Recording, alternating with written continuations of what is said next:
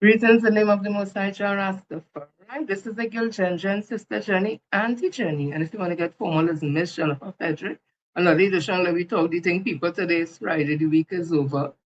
Another weekend has started. Listen now, as I keep saying, time and tide waits on no one. But I just wait on my peeps. So let me start this thing one time because usually we have plenty thing to talk. You know, we have a program here, right? We must show we love up the country. Sweet, sweet tea and tea.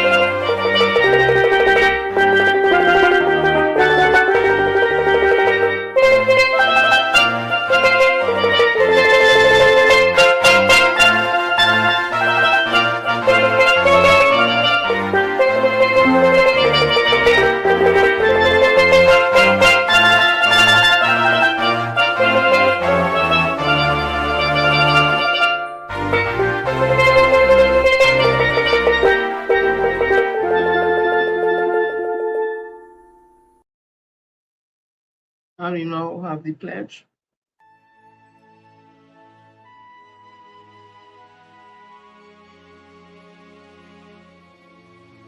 I solemnly pledge to dedicate my life to the service of my God and my country. I will honor my parents, my teachers, my leaders, and my elders, and those in authority. I will be clean and honest in all my thoughts, my words, and my deeds. I will strive in everything I do to work together with my fellow men of every creed and race for the greater happiness of all and the honor and glory of my country.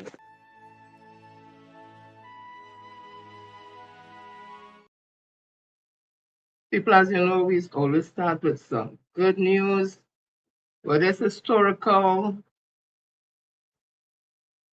or just showing some happiness in the world, whatever it is, we always share because, you know, let me talk the thing and the families are different kind of people, right? We all wrong, we all wrong. Does you can play on any position they put you on the field.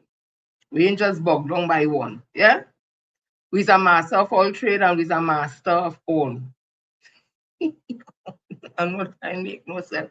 Anyways, no, but you know the saying, a jack of all trade but master none. We's a jack of all trade and master all. Like how good we is. So let me continue. Let me listen to this now. As I am seeing there seem to be some type of issue with the Pope and the President of the United States of America. In fact, the President of the United States of America and the Pope. And you know, the world has how much billion Roman Catholic Trinidad and all have a large percentage of people who are Roman Catholics all over the world.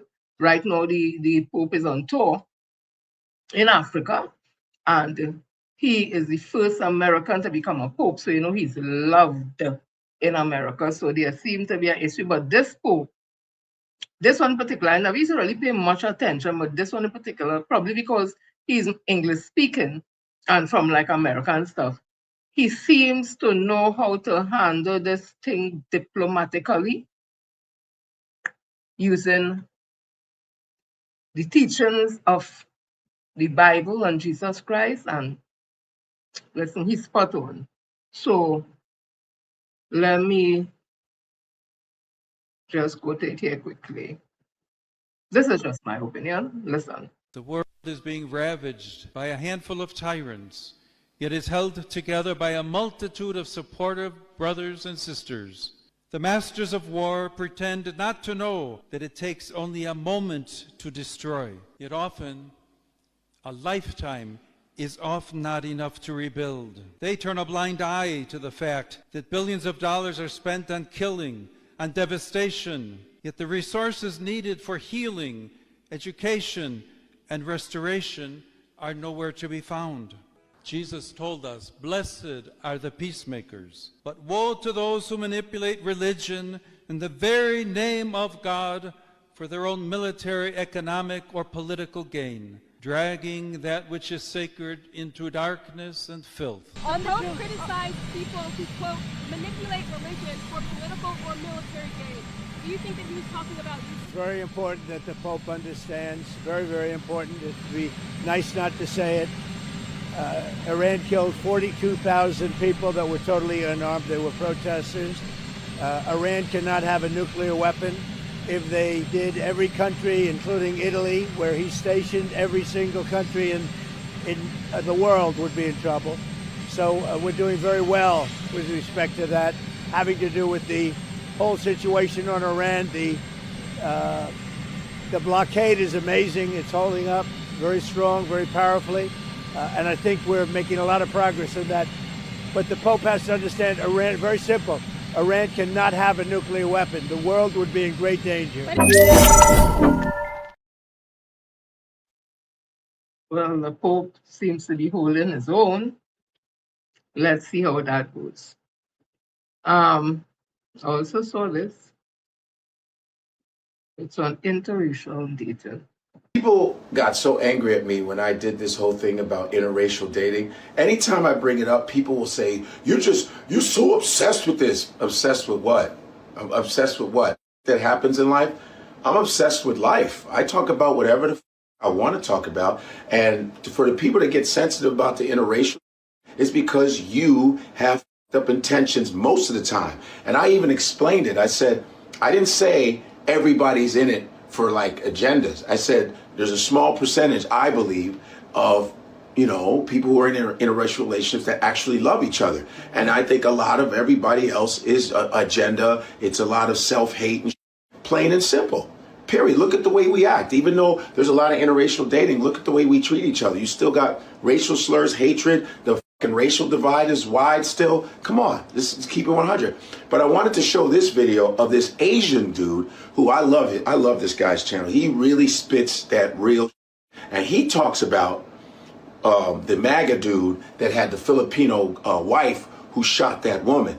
You understand? Now, let's watch his video and the way he explains it. So I love it when other people explain it. And I thought he did a great job. Let's get something straight. Fetishization is rooted in white supremacy and colonization. The first point, the whole foundation of fetishization is that all sexualized racial stereotypes and tropes are from the white point of view. The stereotype that Asian women are subservient, that Latina women are spicy, over-sexualization of black men.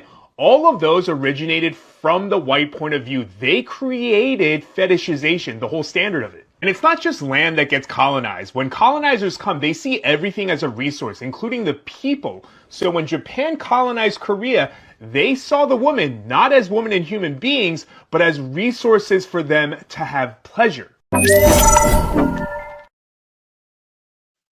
Yeah, that's another perspective there on relationships. Now look at this young African youth and what he would have invented. Ladies and gentlemen, this is the future of packaging.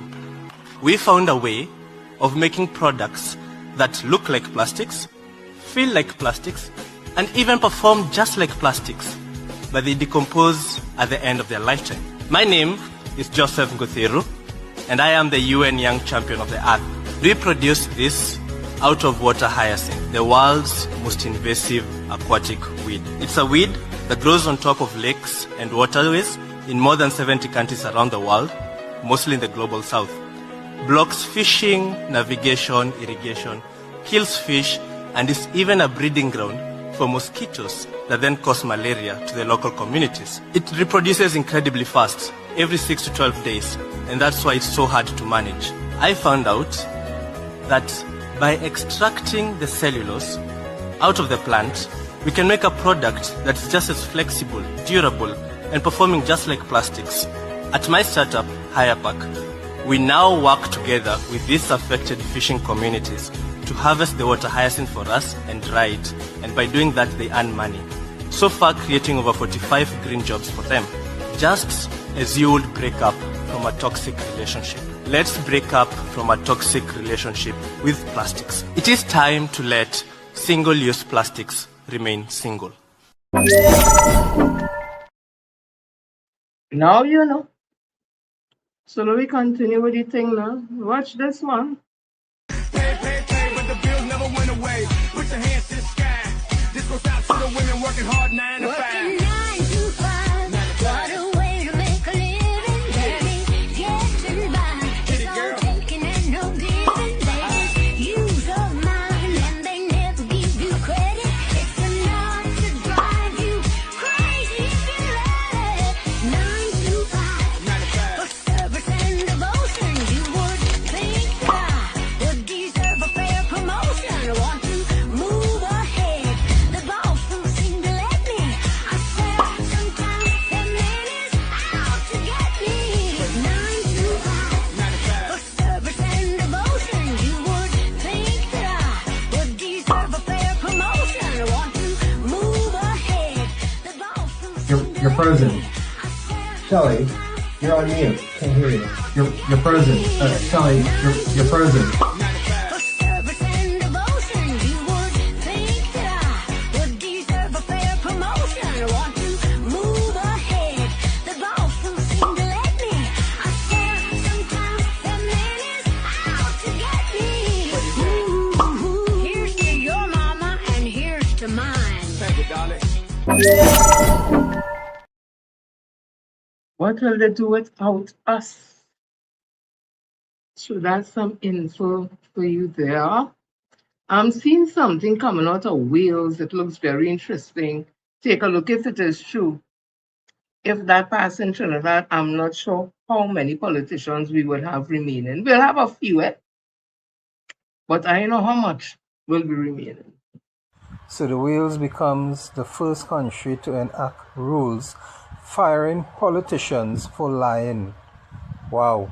If only Trinidad and Tobago can adopt this rule of a Imagine that. Hey! Oh, right now, our women football team is playing down at the, I think it's Hazy Crawford Stadium. I'm not sure if any goals have been scored yet.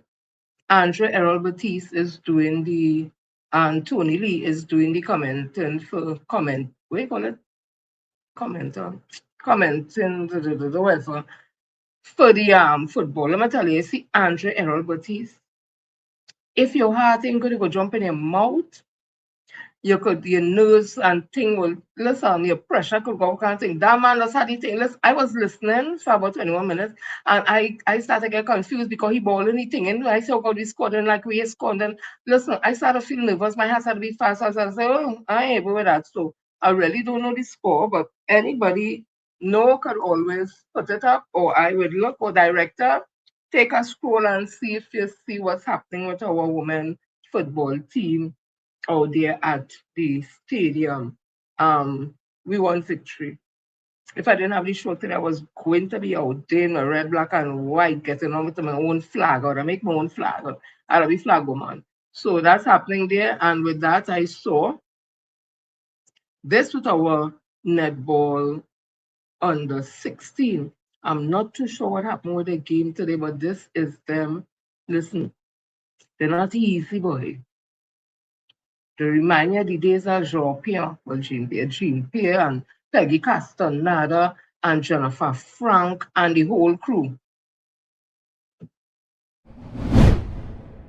Head coach of the Trinidad and Tobago under-16 netball team, Sir Junior Hayes Lewis, and the technical staff were deep in concentration on Tuesday as the Calypso girls look to secure their third straight victory on day 3 of the Jean-Pierre Caribbean Youth Netball Tournament. In their way at the University of the West Indies Sports and Physical Education Center, the defending champions took on Dominica after already securing wins against Cayman Islands and Grenada. TNT wasted no time in getting the home crowd involved, scoring early while displaying some aggressive passing on their way to a 11-4 lead at the first period's end. The likes of Venus Kirk and the rest of the TNT shooters continued where they left off. That, along with the continued squandering of chances by Dominica, sent TNT in at halftime, leading 19-8. The home side were relentless in their attacking exploits as they went on to record over 100 goals in their opening 3 matches while conceding under 30. TNT would leave St. Augustine securing a dominant 44-9 win.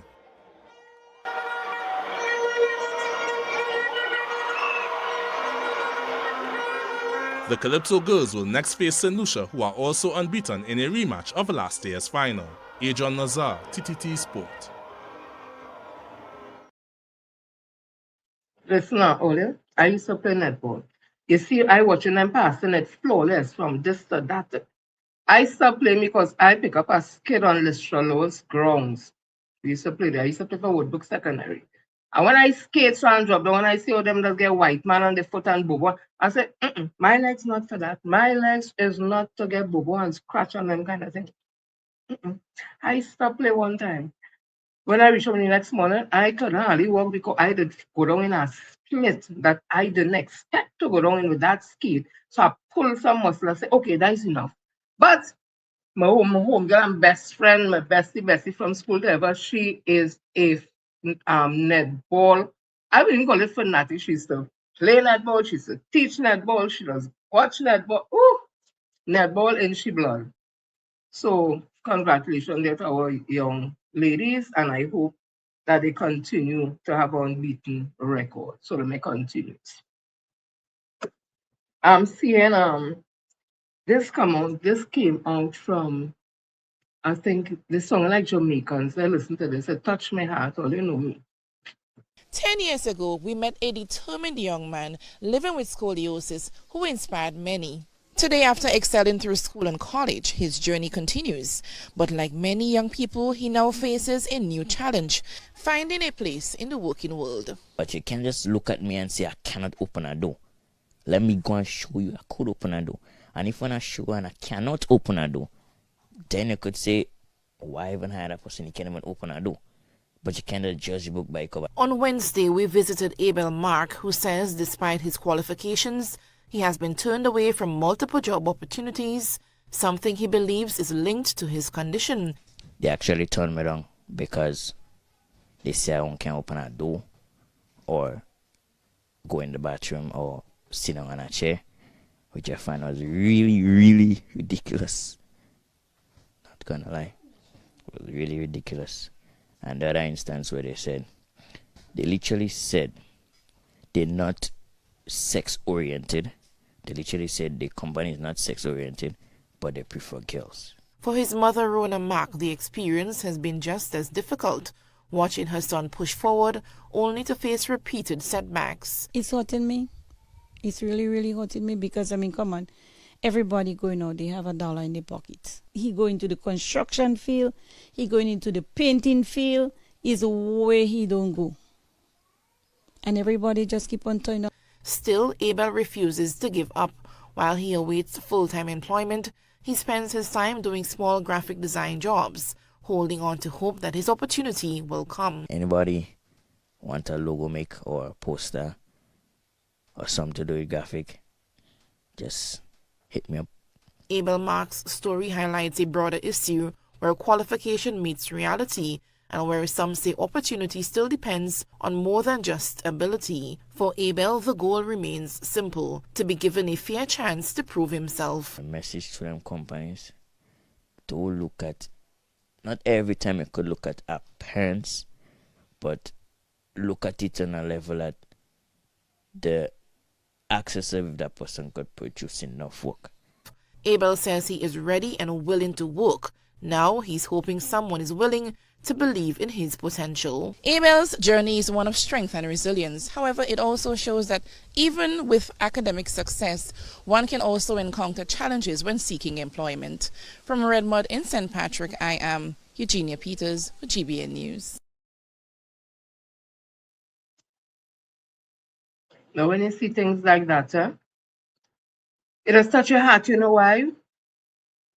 We have some of we with good legs, we good hand, We could go and do a trade. We could go and learn something. If you can't read, you could go alter and still do it. You could work out. And we always complaining. It reminds me of our own Vera. Can't remember she's saying who's the lawyer. She went, I think, Ashton. She has no hands, and she has achieved. But look at this young man, and he had given up. And we walking on here, and as things get a little dicey, he just want to give up and say, me ain't doing it, me ain't going now, all that. This boy walking on his knees, and he want to work. He study, get his passes, whatever he want to work. Look now, these things, if it is inspiring people, then somehow your heart must be, I ain't talking about my peeps here, no, but I'm talking in general. Then your heart must be make a blasted stone or some kind of thing. But I wish all the best for that young gentleman. Ah, Lord. And look at this now. Our first colonel in the regiment has made history.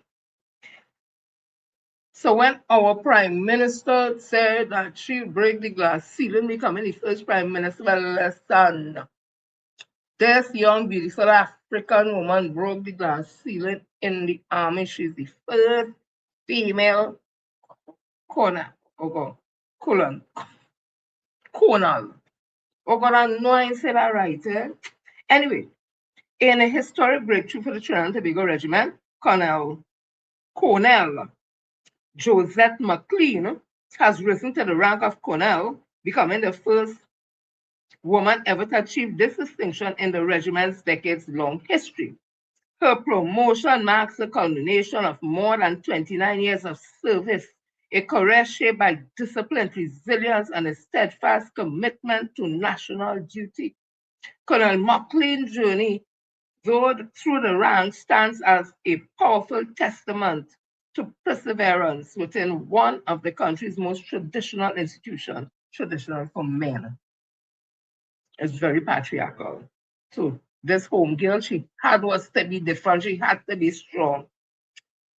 The milestone carries significant weight not only for the regiment but also for women across the defense force, as it signals a shift towards greater inclusivity and recognition of leadership based on merit and performance.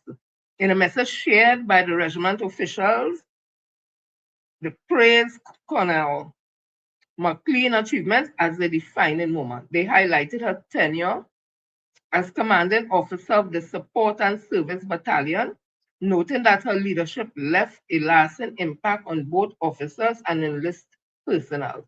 The statement also underscored the pride felt across the organization, describing her promotion as an inspiration to the next generation of soldiers who now see new possibilities within their reach.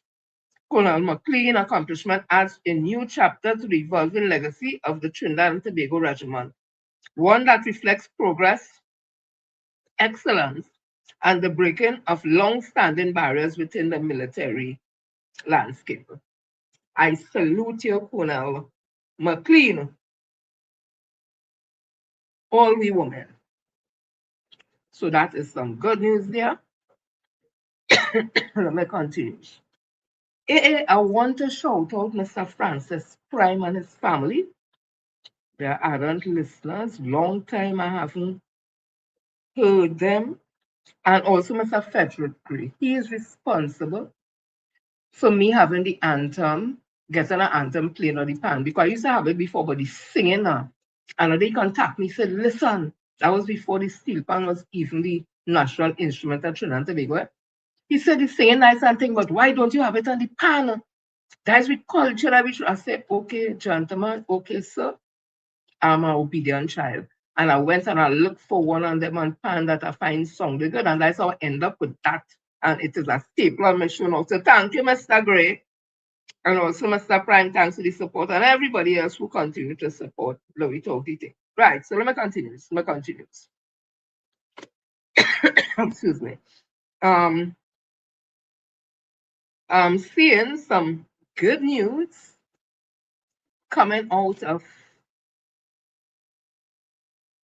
coming out of the Northwest Regional Health Authority. And what is that, April? The 17 news desk, CNC3. Smallest triplets discharged from NICU.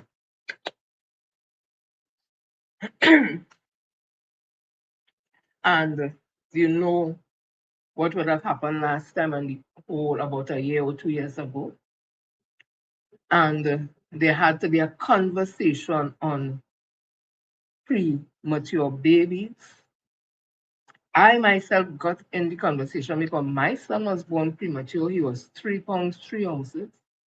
He stayed for 2 weeks in an incubator at Mount Hope Children's Hospital. He was under ultraviolet light. He couldn't even drink or suck milk or anything, so they had to feed him by a tube. So I understand parents who have premature babies, and I understand also it is always touch and go with these babies. The skin is so thin, infection is easy to get through, and is not as easy as people think it is. When they survive, it is definitely a miracle, right? So again, I'm seeing smallest triplets discharged from NICU. The Northwest Regional Health Authority announced what it describes as a milestone in neonatal care, following the discharge of the smallest triplets ever delivered and treated in Trinidad and Tobago. In a media release today, the authority said the infants were delivered at 27 weeks and received care at the neonatal intensive care unit of the Port of Spain General Hospital. The NWRHA, that's the acronym for Northwest Regional Health Authority, said the successful discharge reflects the strength of the 3 infants and their families after what it described as a long and fragile journey in intensive care. It added that the outcomes demonstrate advanced neonatal medicine, including respiratory and nutritional support, along with the dedication of the nursing and medical teams assigned to the unit. The authority also acknowledged the emotional realities within the NICU, describing it as a space of both hope and heartbreak. It said it continues to remember all families who whose experiences in the unit have taken different paths, noting that those stories remain part of the ongoing commitment. According to the release, the development represents more than a medical first, pointing instead to the authorities' focus on delivering care grounded in excellence, compassion, and honesty. The triplets have since been discharged and are now at home where they continue to receive pediatric follow-up care. Their names and medical details remain private at the request of the family. The family, through the authority, expressed gratitude to the NICU team, the NWRHA, and others, and asked that their experience serve as an encouragement for other families with babies in intensive care. And as I say again, these babies are so small. And you remember Mrs. Basabi's sister when in opposition and when we had the tragic death of the babies in that same intensive care there, because I saw neonatal, I saw the preemies, as they call them, the kind of things they would have said on AC and NC, right? And even the doctors like Dr. Cannon, they had to come out and explain to them or explain to people that that ward is not as simple as you think it is, something along that line.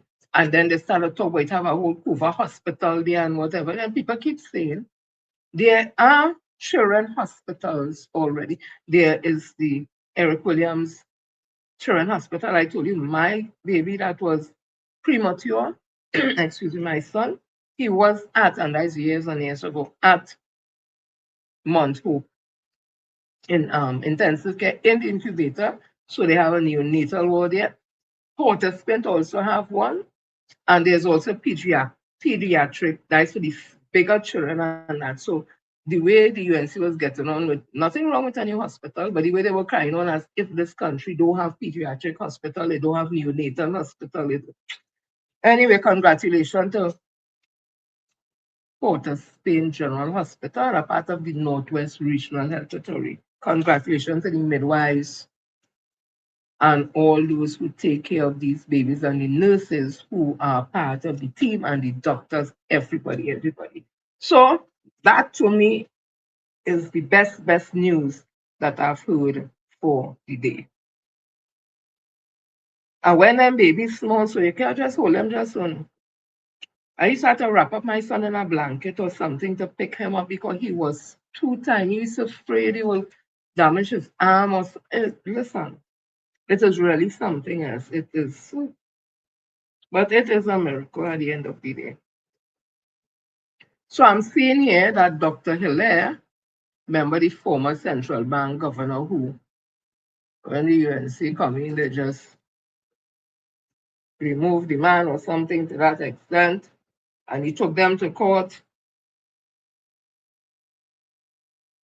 While I here, I'm seeing tutor calls on the minister to intervene as 500 BOA, that is business operation assistants, continue to suffer with no jobs and no gratuity.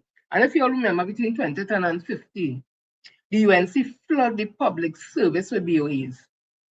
And they came in no fault of their own because it's a job, whatever. They came in and they were getting more money than the typists. The club typists was doing the same job like them. And they came in on short term, month to month. That was inhumane. And then 3 months and 3 months and 6 months and 1 month and all that kind of thing for years and years.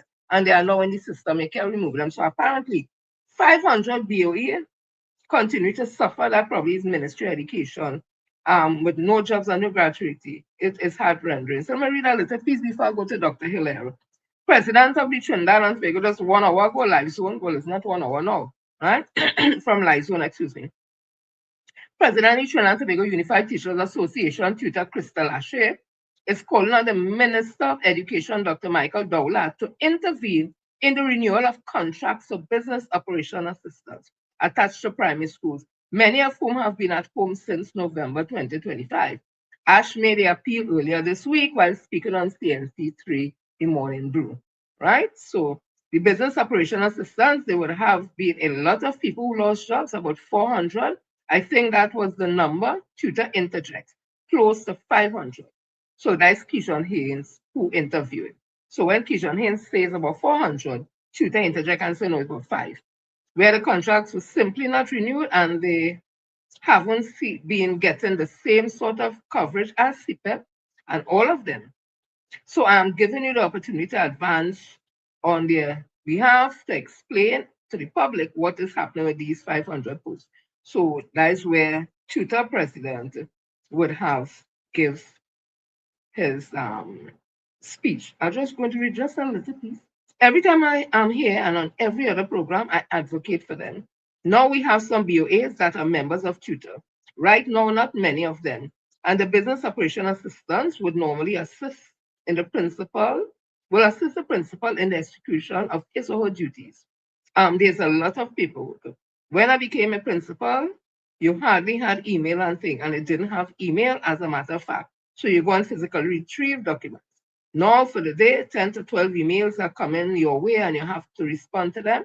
You have to do this Excel sheet and send it over. Now if the principal has to manage their plant in terms of walking around to ensure the students are being taught. In fact, if a teacher or teachers are absent, many of the times the principal have to take the classes. So when you can't be taking a class, teaching a class, trying to make sure the children are safe and so on, at the same time sending information to the ministry. So therefore, the persons required to do that will be the business operation assistant. So you correctly said contracts ended, many of them around November, because they take many of them around the same time, and to date, we have no word. We understand that the minister said something about cabinet note. So how long does this cabinet note take? I don't know what kind of note it is and how detailed this note is that they will take. But at the same time, while we are doing that, Kijan, these adults are home unemployed. They have financial commitments. They cannot pay the bills. Many of them have I heard one having a vehicle repossessed and so on, right? Oh gosh, it's human beings and many of them have been employed for quite a number of years. We are talking to 5 to even some as 20 years. So if they came in 2010, Yeah, he could be correct about that. My math's in 100, but I can hold it down. So that is just for the Bayways there. And I heard the minister, I commented Mr. Hilaire just now.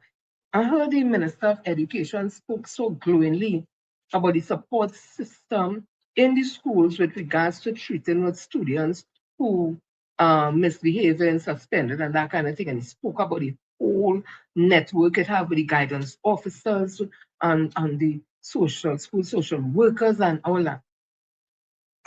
I don't know if the minister know that it's how much guidance officers,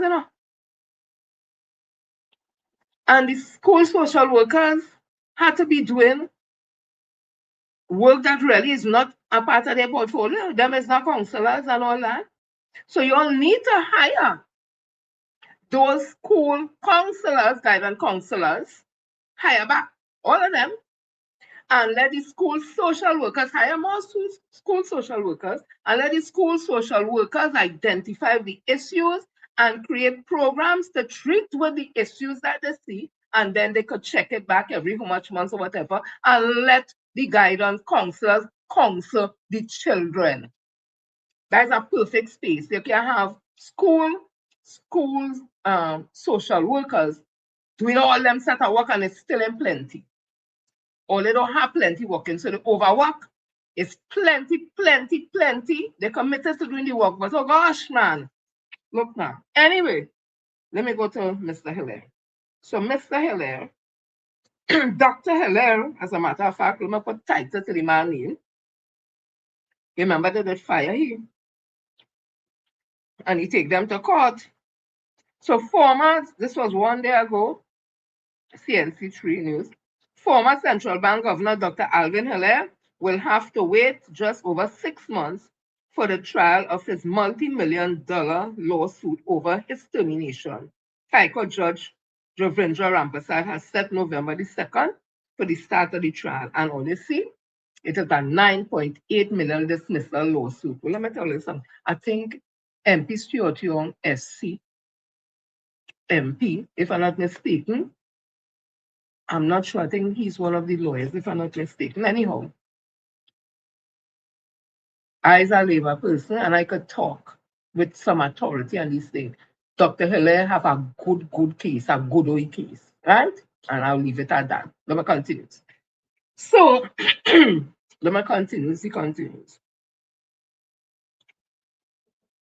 I have seen here 100 land grants handed over. Minister Saddam Hussein promises system overhaul. So the Minister of Land and Legal Affairs, Saddam Hussein, said the government is modernizing the system for the approval of lands in Trinidad and Tobago. I hope at the end of the day, when it ends up, it's not 99% people of Indian descent get the land and just 1% are African, just sprinkle it and make it look as if it was equal and equitable.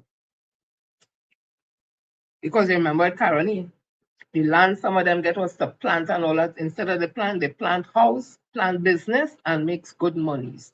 And then the UNC came in, there was a clause that they couldn't sell the land, they couldn't pass it over, they moved that. So they take the land where they in farming or nothing, they sell the land or they pass it on. So, and that's from Caroni that drained this country, that Dr. Rowley, when he was Minister of Agriculture, had to write off $1 billion in debt from Caroni to keep up 5,000-6,000, mostly East Indian people jobs.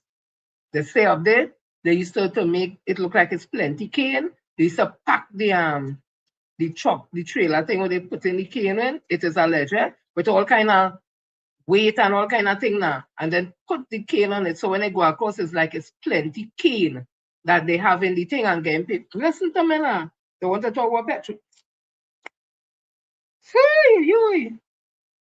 Let me continue. So, excuse me.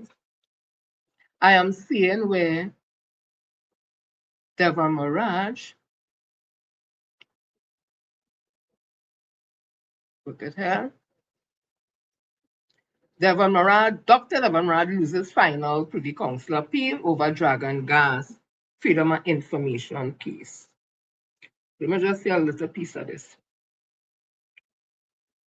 This was in The Guardian 2 days ago. Former government minister and political activist Devan Maharaj has lost his final appeal against the National Gas Company NGC over its refusal to disclose details of this country's controversial drug and gas field deal with Venezuela.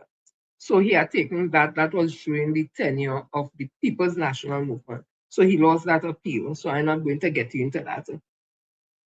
So you'll see how that goes. They wanted to know what was a part of the deal between this government, Dr. Keith Christopher Rowley, and Ms. Delcy Rodriguez, who was the Minister Energy or something across at the time. Now she is the acting president of Venezuela. They was all up in it. They wanted to know and whatever. So Dr. Maharaj has loses final Privy Council appeal. So it appears that he ain't going to get no FIA. Now see our next thing again with Privy Council. Oh God, they love the Privy Council, but if they would support the Caribbean Court of Justice, the CCJ, that Mr. A.N.R. Robinson, our own, was instrumental in having developed, if they would support it, they had to go Privy Council right up on Henry Street.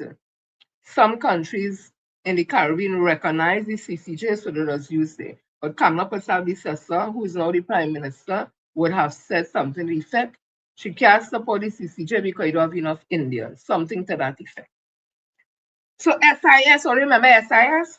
They said about the super contractor. It's them they used to call Mamu. I don't know, I'm not just asking a question. Anywho, so this was in the Guardian today. SIS heads to Privy Council in battle with NGC over Beetham plant. Boys, everybody taking NGC to court.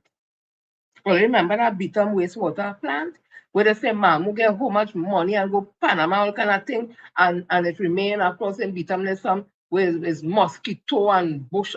What now?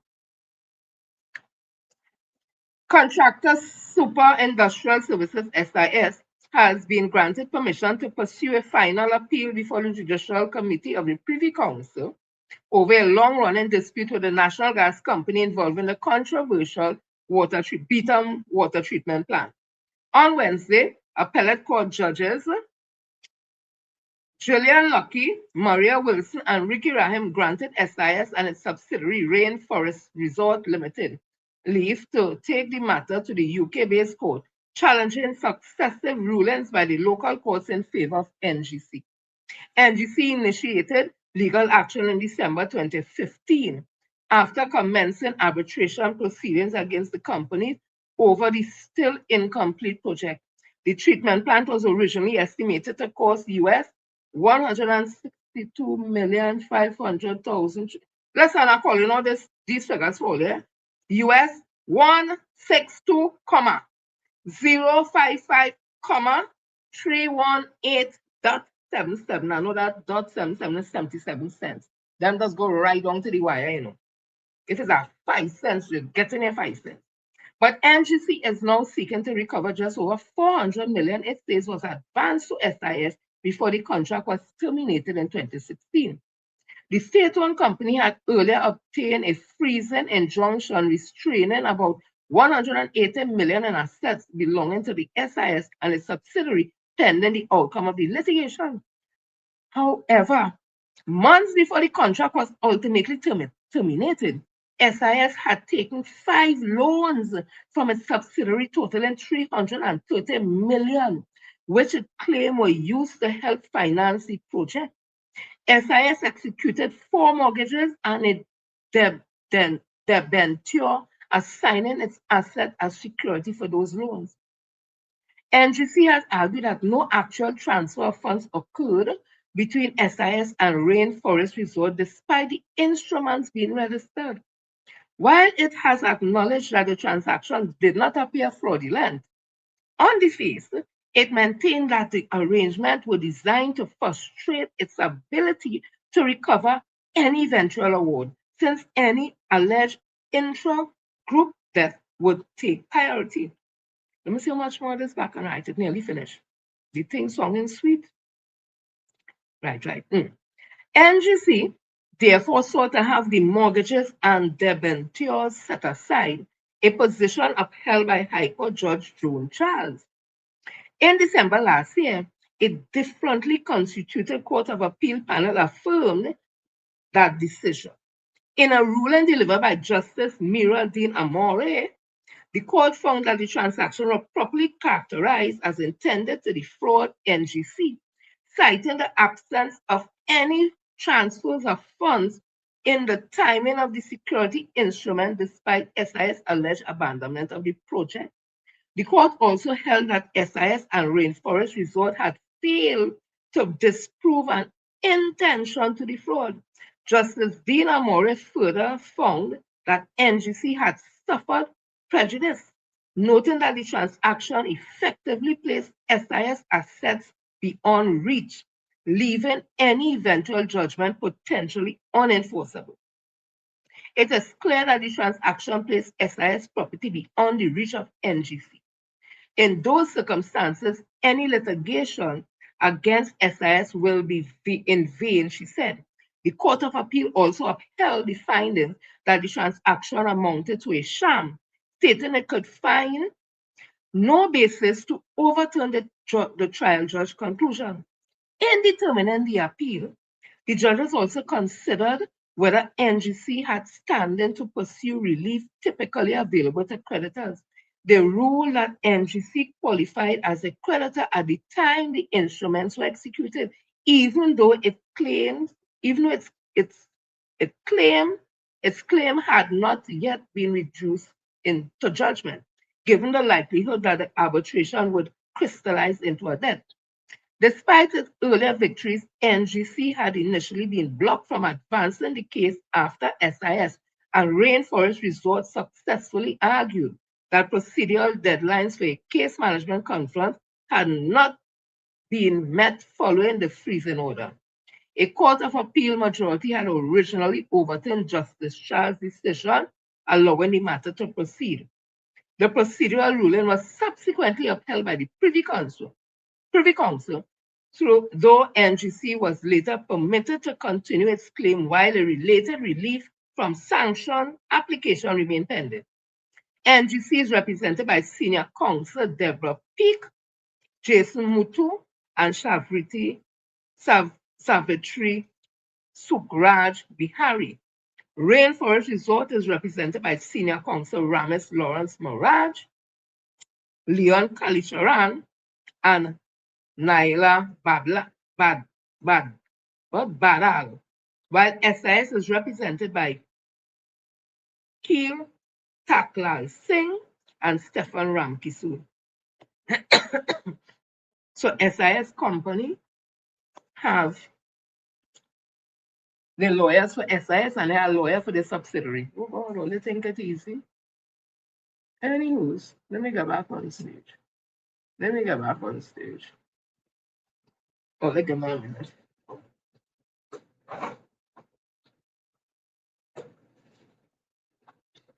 I don't know, to get something interesting. Okay, let me continue.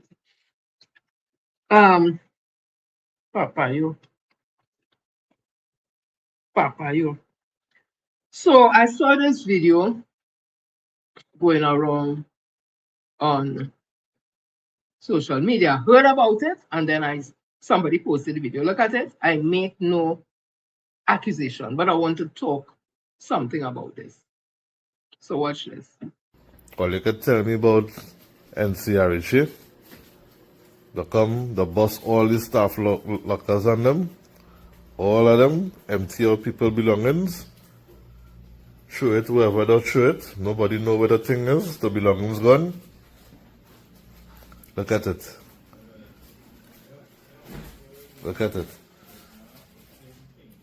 Bust all the lockers, all the staff lockers, and throw away people's goods.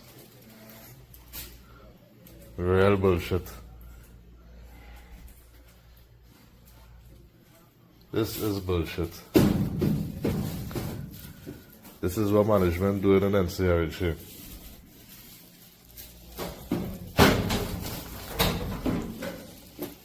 All the nurses and them lockers get break open. Not by bandit, not by management. Empty out all the lockers And dump people belongings. Wow. I understand that they are saying that something to the effect that the nurses and they were given, I'm not sure if it's letters or were told that they're going to open the lockers or whatever the case may be, right? I will just say this on that. Because I say I just show it because I heard somebody was talking about it and then you saw the video. But I know the NCRHA since came out and made some type of statement. So I would say this as just for information. If on a workplace you are allotted a locker to put your personal stuff, right? Whatever it is, and you buy your lock and put on that locker. Now the locker is not yours in the sense it's a part of the property of whatever company or institution that you're working with. However, when you put a lock on it and you have your stuff in it, your personal stuff, this is your personal locker, right? If management, for whatever reason, wants to go into your locker because they have information or whatever, they have to inform you and you have to be there so you can open it and be there while they look through. The only way I know, and I'm sure others would bear me out, if there's some information or something in a locker or in the space or whatever, is injurious or harmful to limb and life of others and whatever, I think the police would be called to treat and deal with that. So then you may not need the person to be there in that case, but of course the police, whatever. But in the general sense, the person ought to be there when you go into the locker. And if while they're there, they refuse to open the locker on instruction, well then the employer can of course break the lock or whatever inside. The challenge is when you break lockers and workers are not there, the employer, whoever break it, could be accused of taking things out of the people locker or planting things in the person's locker. That's why it is better you have the person there when you're going into the locker to give account of the things that are in front of you and they're there to see what's happening. Once they're not there and you break open the locker and it's not no urgency, no emergency, and they never tell them you wanted to get into the locker so they wasn't aware, and you go and break the locker as an employer, as they say, old people say, where you get, or what do they say? Where you see is where you get away from. Somebody could say they had the susu money in it, they had the jewelry in there, they had the this, the that, or what inside there is all they put today, that was never there and all that. So to avoid that, you let the person know that you want to get into the locker. If they don't come based on you telling them, well, I guess the employer has that right. And if it is something injurious and dangerous and whatever to others and whatever, well, the police should be involved in that. So I hope that in this situation, that they didn't just break the nurses' locker without knowledge of the nurses and take their belongings and carry it all over, because that would be a different story entirely. So that is that on that. I also want to say that we heard the Minister of Rural and Local Government, if that's the name, how they pronounce it, whatever.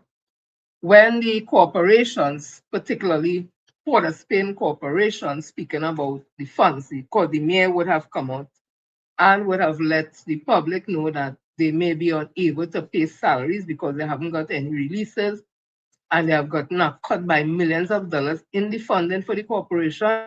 And then on top of that, they got letters, the CEO and those who probably permanent secretary and others and heads of department to pay the public officers who are represented by PSA the $20,000 upfront partial payment of the 10% and also increasing salary. So if you haven't gotten new releases and your budget cut by millions of dollars and you give an additional additional cost has to be paid, it is obvious there will be a shortfall in everything. And then you fire CPEP workers, URP workers, and all that, putting further strain. So that was no way to save money, if that was what they're thinking. That is that it make no sense. However, the point I want to make is the minister would have said things to the effect that the corporation should manage the money better, and the mayor want to make a name for itself or something to that effect, and that they're spending money on FET instead. They should look to manage the money, all kind of thing. I putting it my way. But then now I'm saying, well, last time I told you, I think San Fernando City Corporation have the same issues. And now point 14. So is it really that they starving the PNM corporations,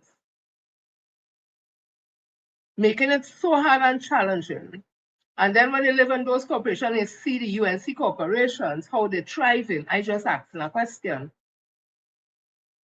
When it comes for local government election now, you say, you see me, better we swing so because them getting money and we ain't getting nothing here.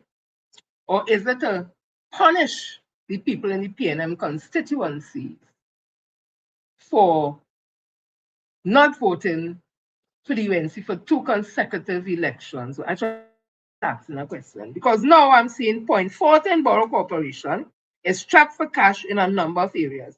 This includes salary payments and the public sector investment program.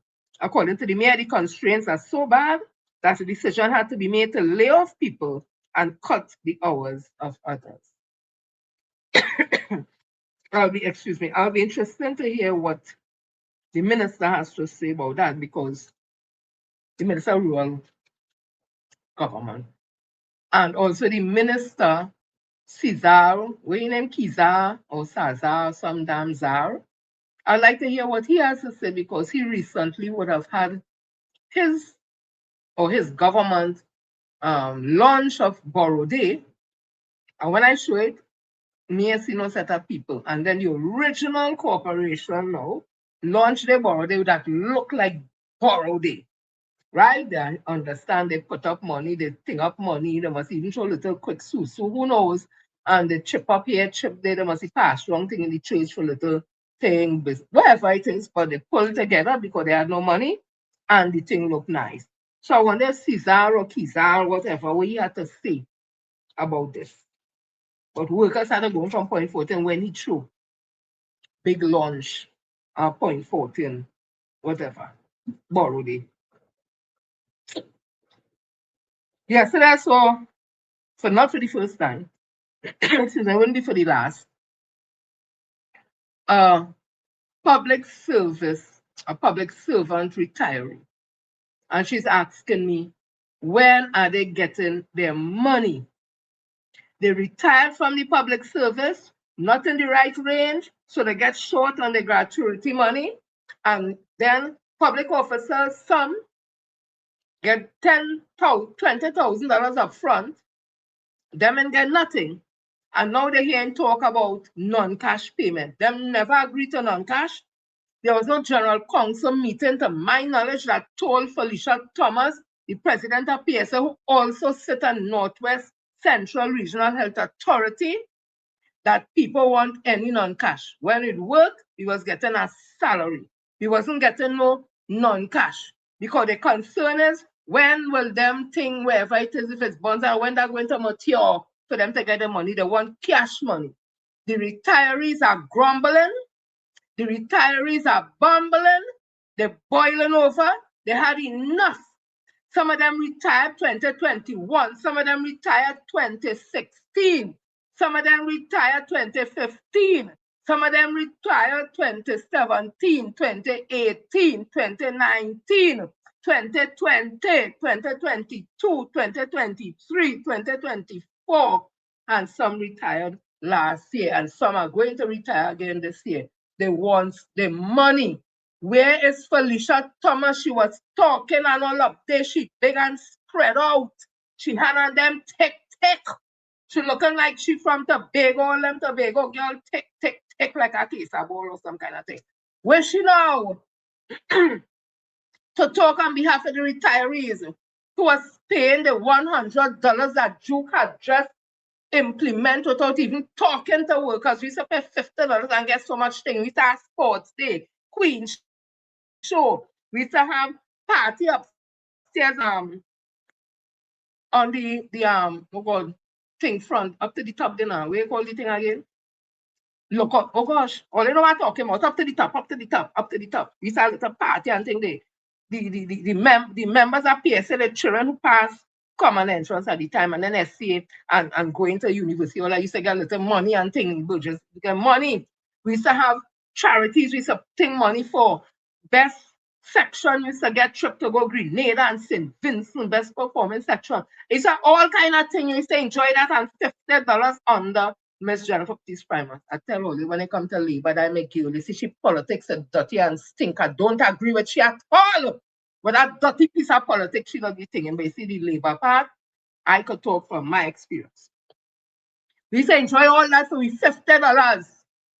We used to feel a part of something. You come in, get the 14%, raise it $100 and everything cost. You could hardly get a bottle of water up there when they go. That next time when they go general council and thing. You have lunch and if it's whole day there, lunch and thing, nice lunch and thing, whatever it is. She used to make it exciting. The first 15 and thing who come early again, the prices. When it's a birthday and thing again, gift because she doesn't forget people's name and thing.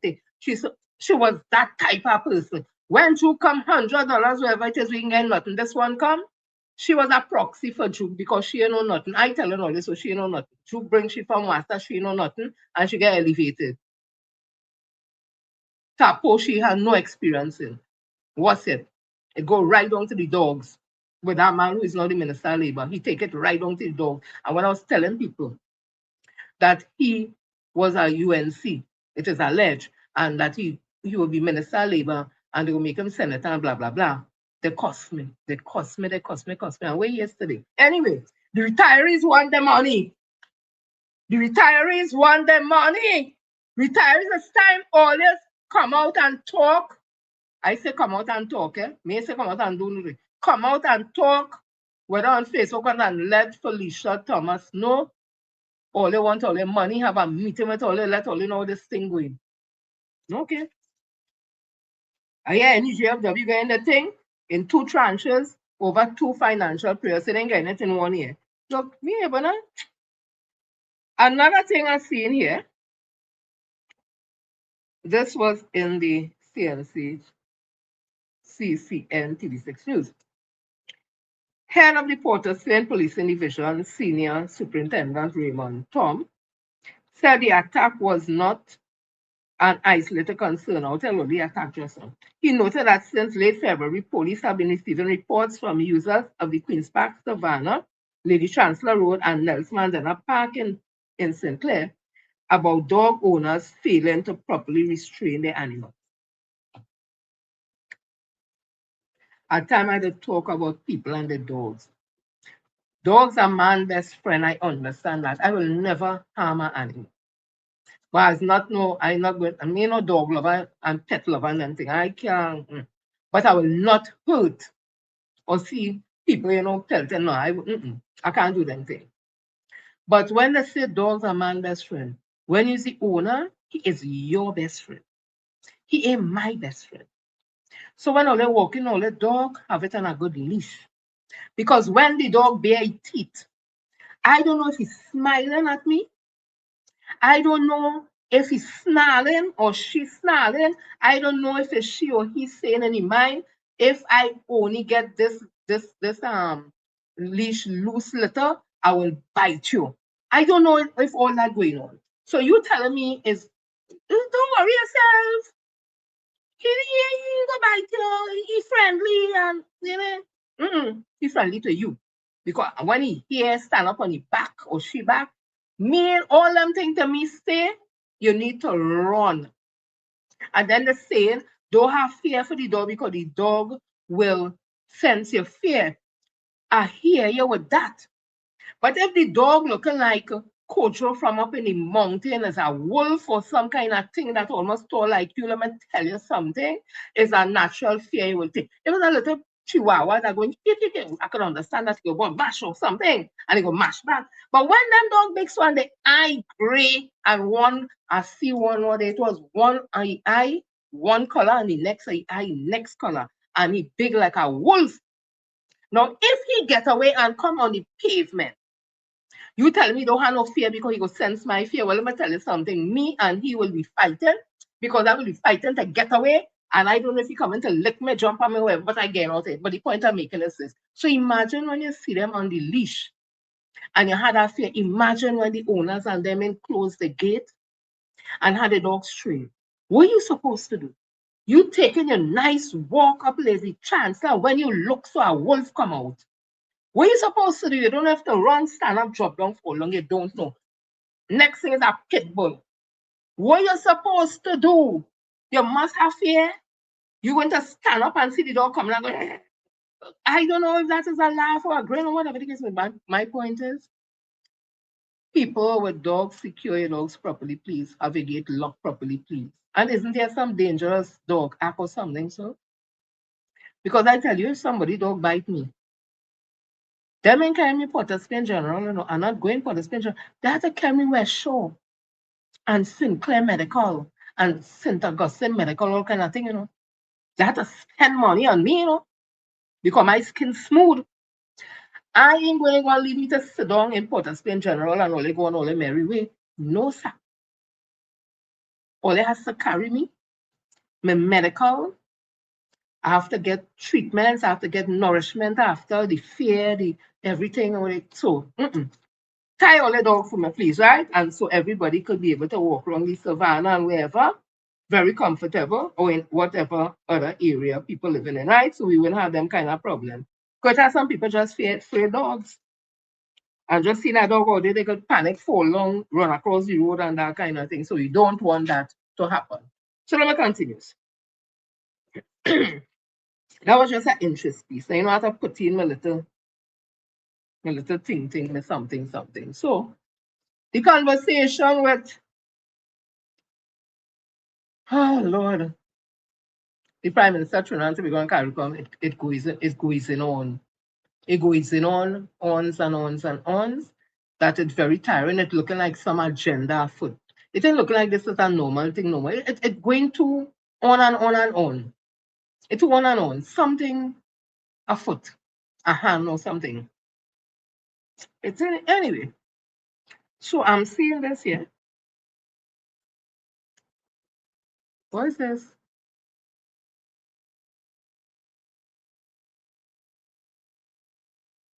Hold on, come back up. Right, so let me see if I get it here. Now, add to the stage. Okay, something definitely wrong, so me ain't have time with that. So let me just read the damn thing. So, Guyana president breaks ranks with Kamala Persaud-Sessa and fully backs CARICOM Secretary General reappointment. The president of Guyana has openly distanced himself from the position taken by Kamala Persaud-Sessa, drawing a clear political line within CARICOM.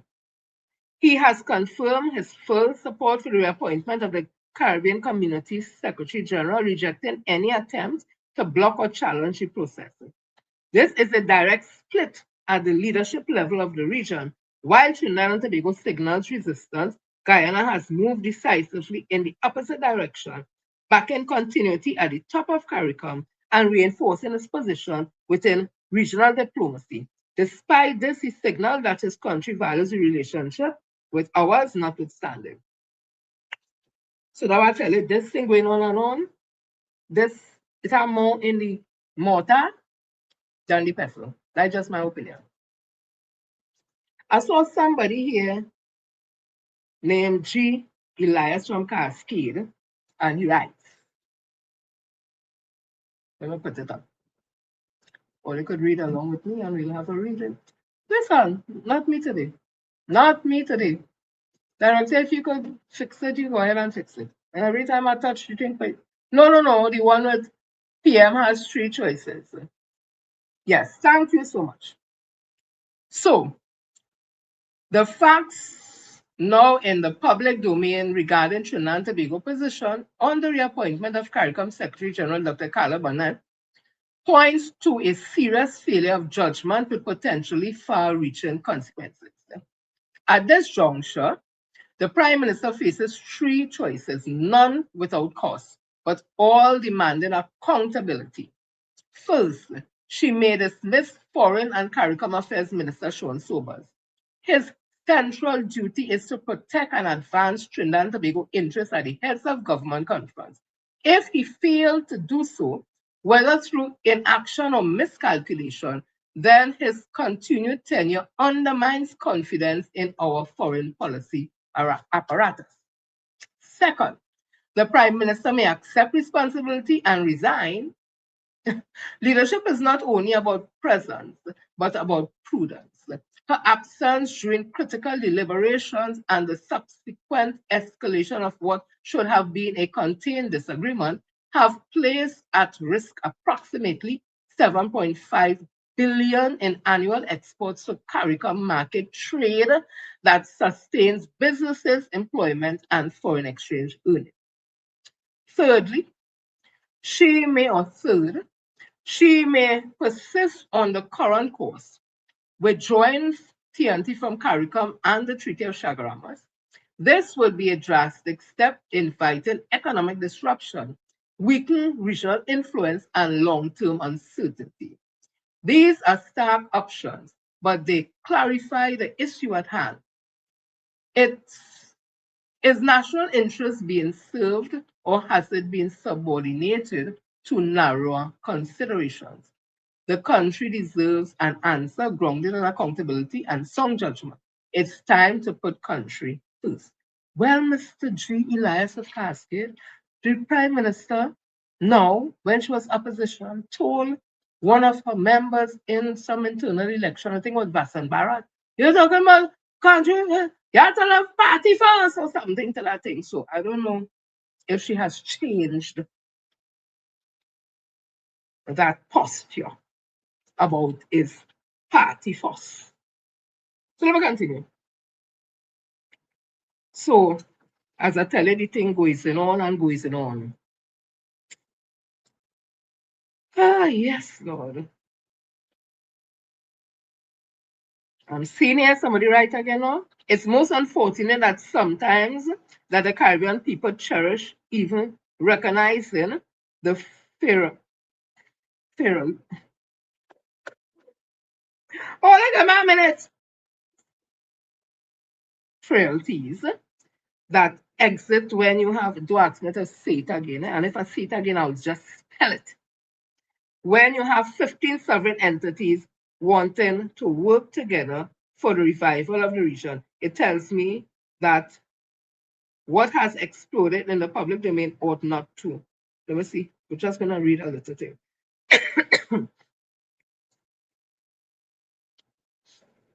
Come, load up, quick at our time. This word already done on me, and me and drink nothing. April 15, 2026. It's Trinidad Express. Prime Minister Kamala Persad washing dirty linen in public is detrimental to the fabric of CARICOM and undermines regional unity, according to Barbadian political analyst Dr. George C. Brathwaite. He was addressing the ongoing tension between Trinidad and Tobago and CARICOM over concerns surrounding the process used to reappoint Secretary General Dr. Carla Burnett. Right? And I ain't going into all the rest and the rest and the rest. All you know the thing by now. So everybody's coming out and talking and showing the detriment, excuse me, of this government continuing that issue with CARICOM in such a public way, something that could have been handled diplomatically. Is it by design or is it? I don't know. But our Prime Minister, in her former incarnation, would have exhibited certain behaviors.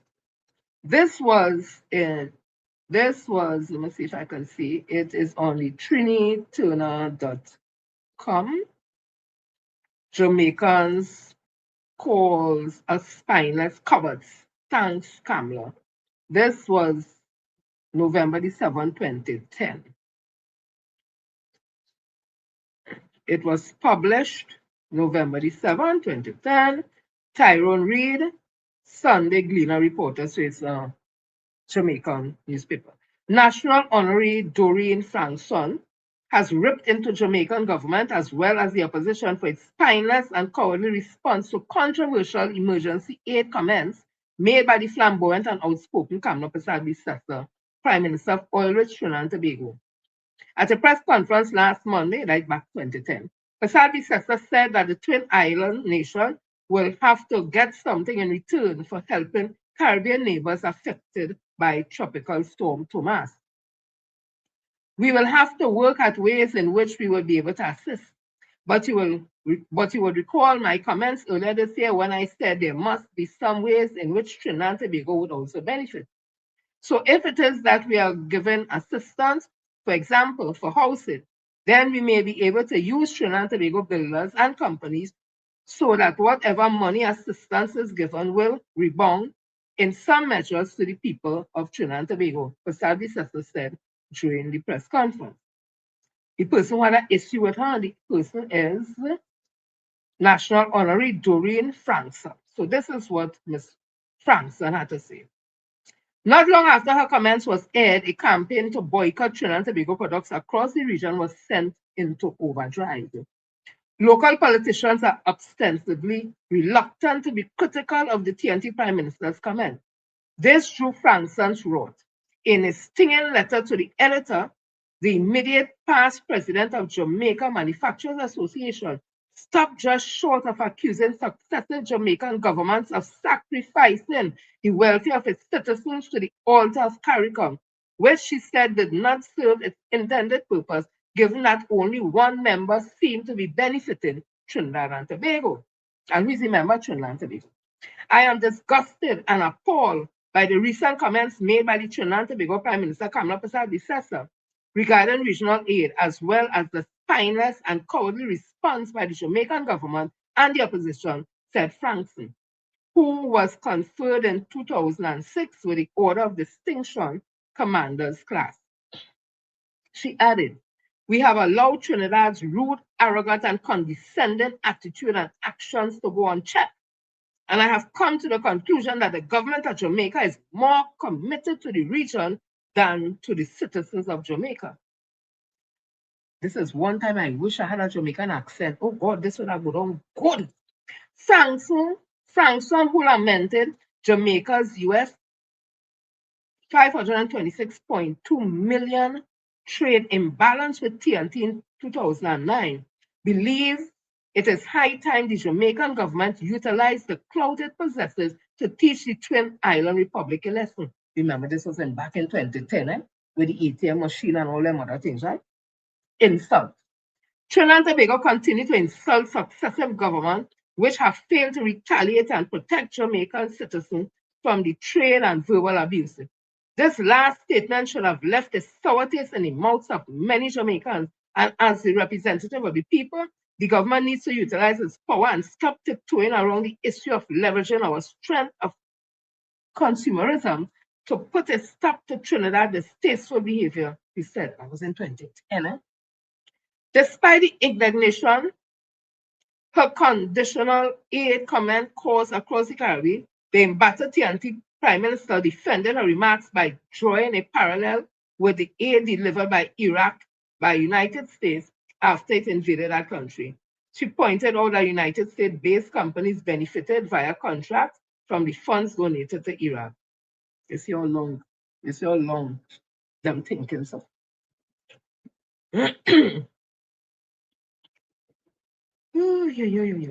Persad-Bissessor also said that her remarks outlining the grounds on which TNT was prepared to offer humanitarian aid to neighboring islands, nations affected by Tropical Storm Thomas, has been taken out of context. downplaying the rage across the region. The TNT Prime Minister said what she outlined was in keeping with international practice. It's not what you say, it's how you say it. That is why people could end up saying arrogance and using words like arrogant and condescending and insulting and all that. It's your tone. Well, tone don't have a teach. So it's your tone. It's your tone. Somebody could call you an ass and you laugh, because it's the tone and the context in which you call. And they could call you ass in the next context and you and them get into big lily. Big lily and fight, right? Context and tone. I very much understand because we went through this already. I'm just showing you that this prime minister have a penchant to inflaming people's emotions, the patriotism in other countries, Caribbean countries, based on the tone of the things that she says. And apparently that could get a little worse now. So I just wanted to read that to bring back those memories that we have been here already. It was Jamaica, the Caribbean. Tell them we was at the ATM machine and we held them. Now it's CARICOM and Dr. Carla Barnett. So listen to Rambles as he explain the purpose of the Minister of Foreign Affairs. Take a listen. I don't think you all grasp how stupid this is and how much of an indication it is that we are gone to the dogs. This is the Minister of Foreign and CARICOM Affairs, and he is in charge of the Ministry of Foreign and CARICOM Affairs. This ministry is responsible for diplomatic relations around the world. They are responsible for hiring and firing, the dispatching and the recalling of ambassadors and high commissioners to Trinidad and Tobago that are scattered across the globe. This building should be the last building in Trinidad and Tobago that has any kind of diplomatic conflicts with anyone. It's giving, I don't know what I'm doing. This is not a place where you want to have inexperienced persons, because diplomatic conflicts have real-world effects on entire countries. Right now, we are kicking dog in the road. Imagine diplomacy has gone out of the window so totally. We are beefing with our neighbors. Don't be fooled into thinking that beef is accidental, You remember Trump wants to go after Cuba after he's done with Iran. But given where CARICOM is currently standing on that matter, he needs to have some wedge driven between member states of CARICOM to make that process as seamless and as frictionless as possible. Why do you think she's acting in that irrational flip-flop manner just like Trump? But listen to me carefully. You see that wall that you all are building in between Trinidad and Tobago and the rest of CARICOM, especially in this competitive global economy where there are right now countries who can out-manufacture us? You all will live to regret it. It will take us 80 years to recover from the diplomatic damage that this government is doing to our reputation. But you don't have to listen to me. I will return at a later date just to say I told you so. Right. So that's that. So now you know. Well, Papa is a bacchanal in the PNM camp. And these days, that is not unusual, especially under this one team PNM. Always something. But all we want the PNM to do right now is to be a strong opposition with a strong, politically strong opposition leader. Is that so hard for us, or unfair? Is that so hard for us to ask for? And is it so unfair for us to ask for that? Can anybody tell me truthfully here if the opposition leader is performing at optimal level? We have to thank God for my member of parliament, Stuart Young, for standing in the trenches fighting. Policeman North St. Anne's West, Keith Scotland, for Port of Spain South, I think it is, Marvin Gonzalez, Lupino Bonnier, or something so. And now we have Ms. Camille Robinson Richards. And if given the opportunity, we would also have MP for Mausika Malabar, I think it is, Dominic Romine. Thank God Miss Regis is back. So she bring the woman power, the fire. She ain't taking that just so. But could anybody tell me? Because at the end of the day, there's a leader and they have to take directives. So individually, they can speak out and all that. But if it is not collective link to a leader, then it is individual persons doing what they have to do for their constituents and on behalf of Trinidad and Tobago.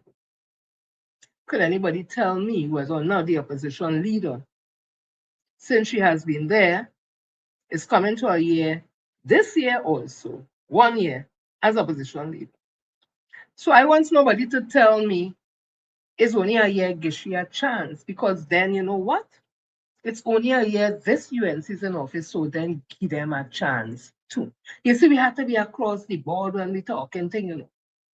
Not because you like this side, you're just going on with this side and not having a voice, and if you like this side, vice versa. So if people are going to be telling us who is saying that the opposition leader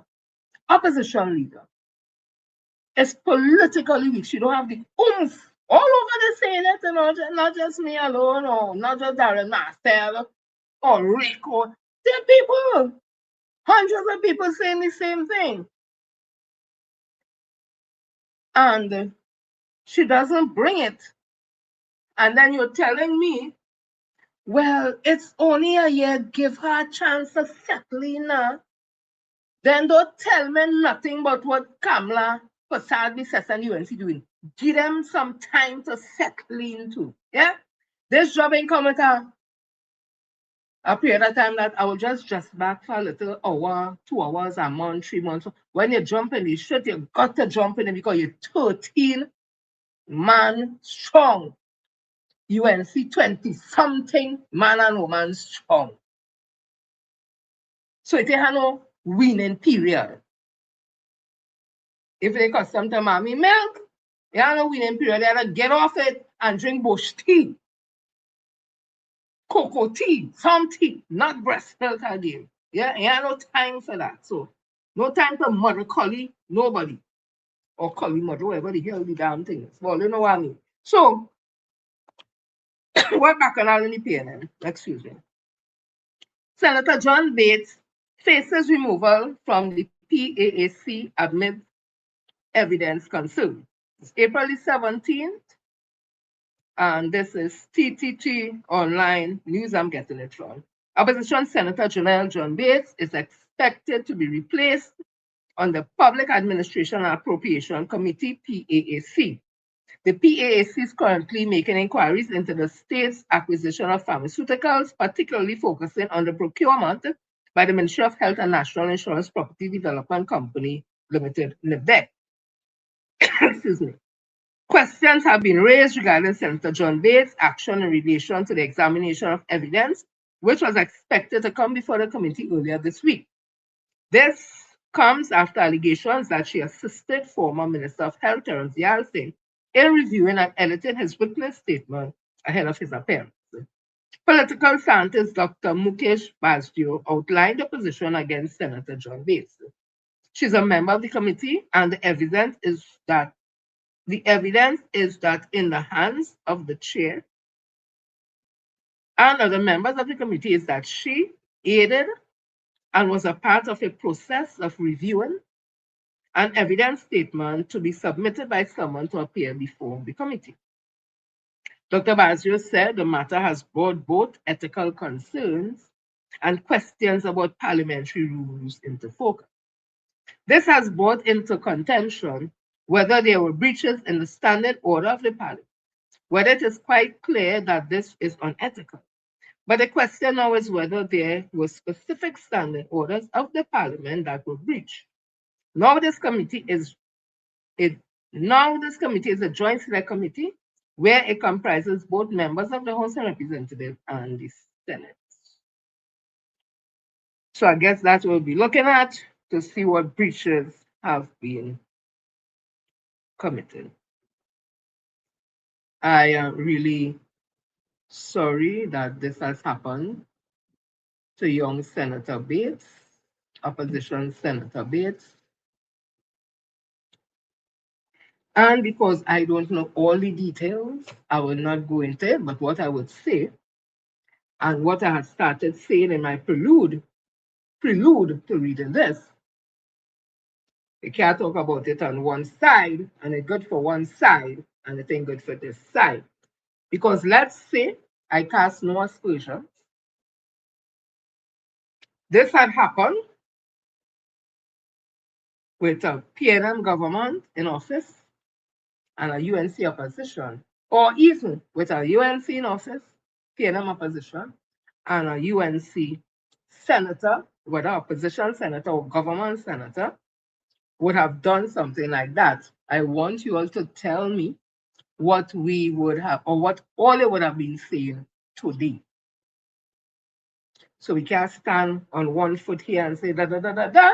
And when they come here, well, no, know what they're doing, right? It's up to you. So this is what Honorable Brian Manning had to say on the matter.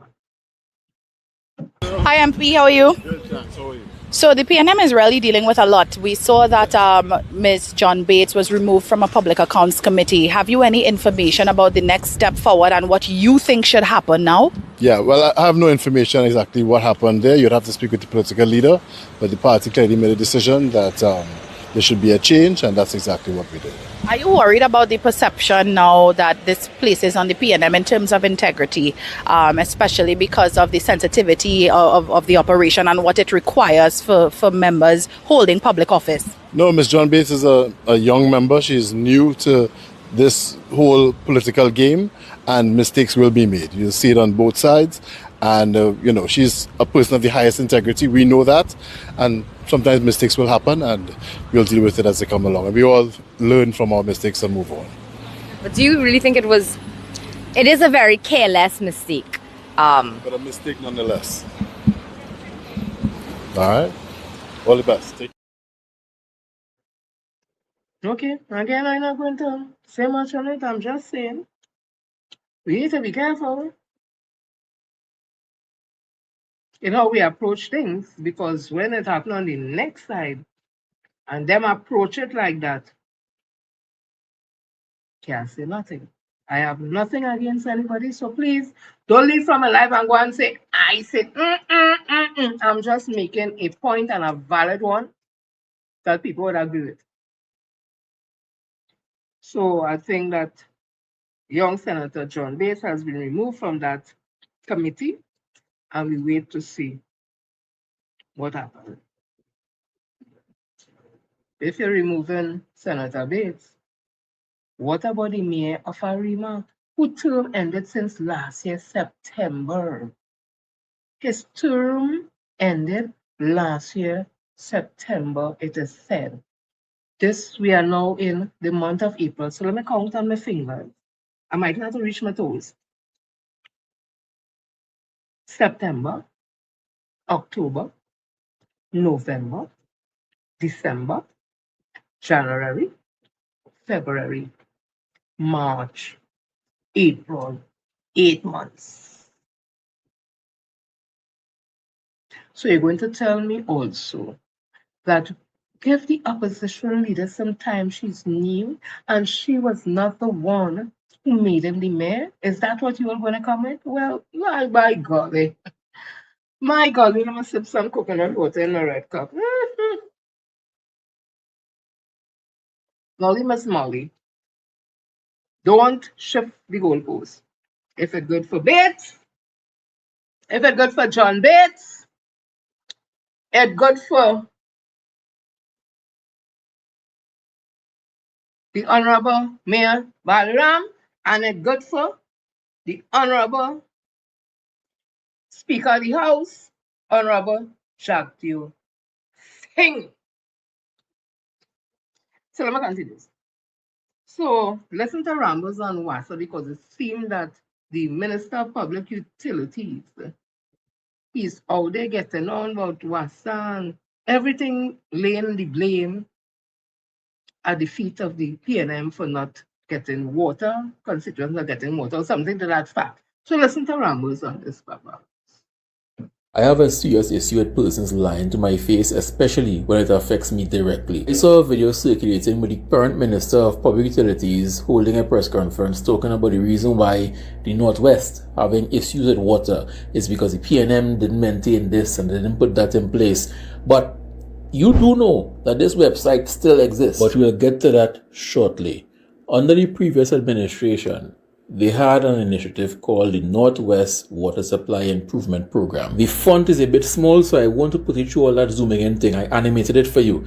In 2023, that program got 16.85 million. In 2024, that program got 15 million. And in 2025, you all know we had a half and half situation. The first couple of months, the PNM, and the rest of the year, UNC, 12 million.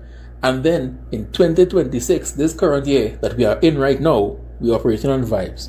$0.00 like a mobile balance. So all those booster stations and pumps and different things, maintaining on hopes and dreams. Don't like clounting, but I especially hate clounting when it affects me. And right now that water supply issues are affecting me. But it goes deeper than that. Let's go back to this website. Because if you go to this website and download the PDF, you're going to see that the former Minister of Public Utilities was all over for a good 5 years. The entire roadmap for WASA regarding where they were at that point in time and where they hope to be and where they were working towards is in that 85-page PDF on the Ministry of Public Utilities website. I recall in the year 2022, the then administration borrowed $315 million US to do massive upgrade works across the country, all down in the bush, with places I've never heard about, all in Tobago, new wells being drilled here, this being opened over there. This is not AI. These buildings and things exist. You can go and feel it physically. But in the earlies, their marketing was shit because even I didn't know about it until they opened the digital command center and I was like, I like where WASA is going. Digitize the thing. And then less than a month after the administration change, Kamala came in front of the camera and proudly tore up the WASA transformation program. And I remember saying, we are spinning top in mud. Why are these people smiling? Why are they so happy? We are seesawing with plans. And then shortly after that, they fired the CEO. They wanted somebody who they approved of, so they fired the CEO. And now, we now hearing that after all these months, they're now looking to start a little something on the side. We could have been here. This is what us can't take.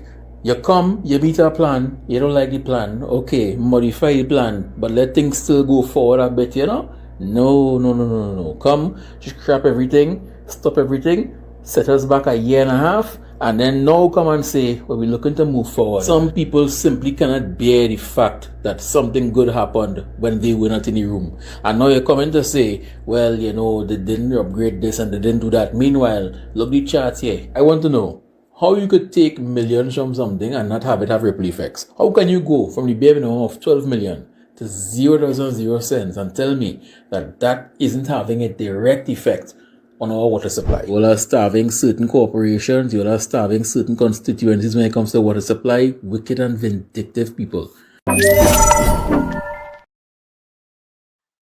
Yeah? So, it's a good thing that give Jackie jacket. That Marvin Gonzalez used to chronicle the things he doing and put it up and all that. It had people get water up in Mondiablo boy, up Queen some place quite far. I went up there once and let me tell you something. People said Trinidad's small and drive. Let me tell you, it seemed I was driving for about 3 days. I think I sleep and get up and sleep and get up again. It was too long, it was far, I didn't know where I was going. I thought we never were going to reach. And every minute when people live in far in them areas, that was always telling you to right there, round the corner, the next corner. Them have no concept of how far things is. So be telling you it's round the corner and you go wrong about 7 corners. And then when they ask you, but how much corner? No, it's right there. I don't know what right there mean. Right there, right there mean it's right in front of you. When they tell me we reach and just like right there, I'm looking for the place there. I don't see nothing more than bush and lights and anyway. I just went over because I remember that drive to go up there, it was not easy. So it had water. People said first time they get water in the pipe, they put on the pipe, all kind of thing. I remember them videos. I remember the situation somewhere up on Lady Chancellor. People come out and meet him and tell him they're buying water for years. They don't understand. And it's a booster station. Then he didn't understand how they get water. And when he called it the team from Western, they come and look. It had the cup. What do they call it in cups? To Cockburn, some damn thing. A man or somebody called a Cockburn or Cockturn, something, just come and put on the valve. That man had died or something, so they never put a next man and nobody never come there. So the thing to turn on rusted on that thing and whatever. And when they dig it, put it on and hear water come, it mashing up people pipe first. The people pipe dry rot and thing because they ain't getting water that a buy tank water, no truck water. And when that water come in the pipe, so that over fittings and thing, because water like that, all because a Cockburn man wasn't there to come. The man who turn on the water, he have a name for it. I ain't working with her. A name for he. The man like to come and there, as I said, they never replaced the man, and that remained there and rusted, and a whole area wasn't getting water for years. So Marvin was working as Minister of Public Utilities. I remember that. So here this back and all. You want to put up this.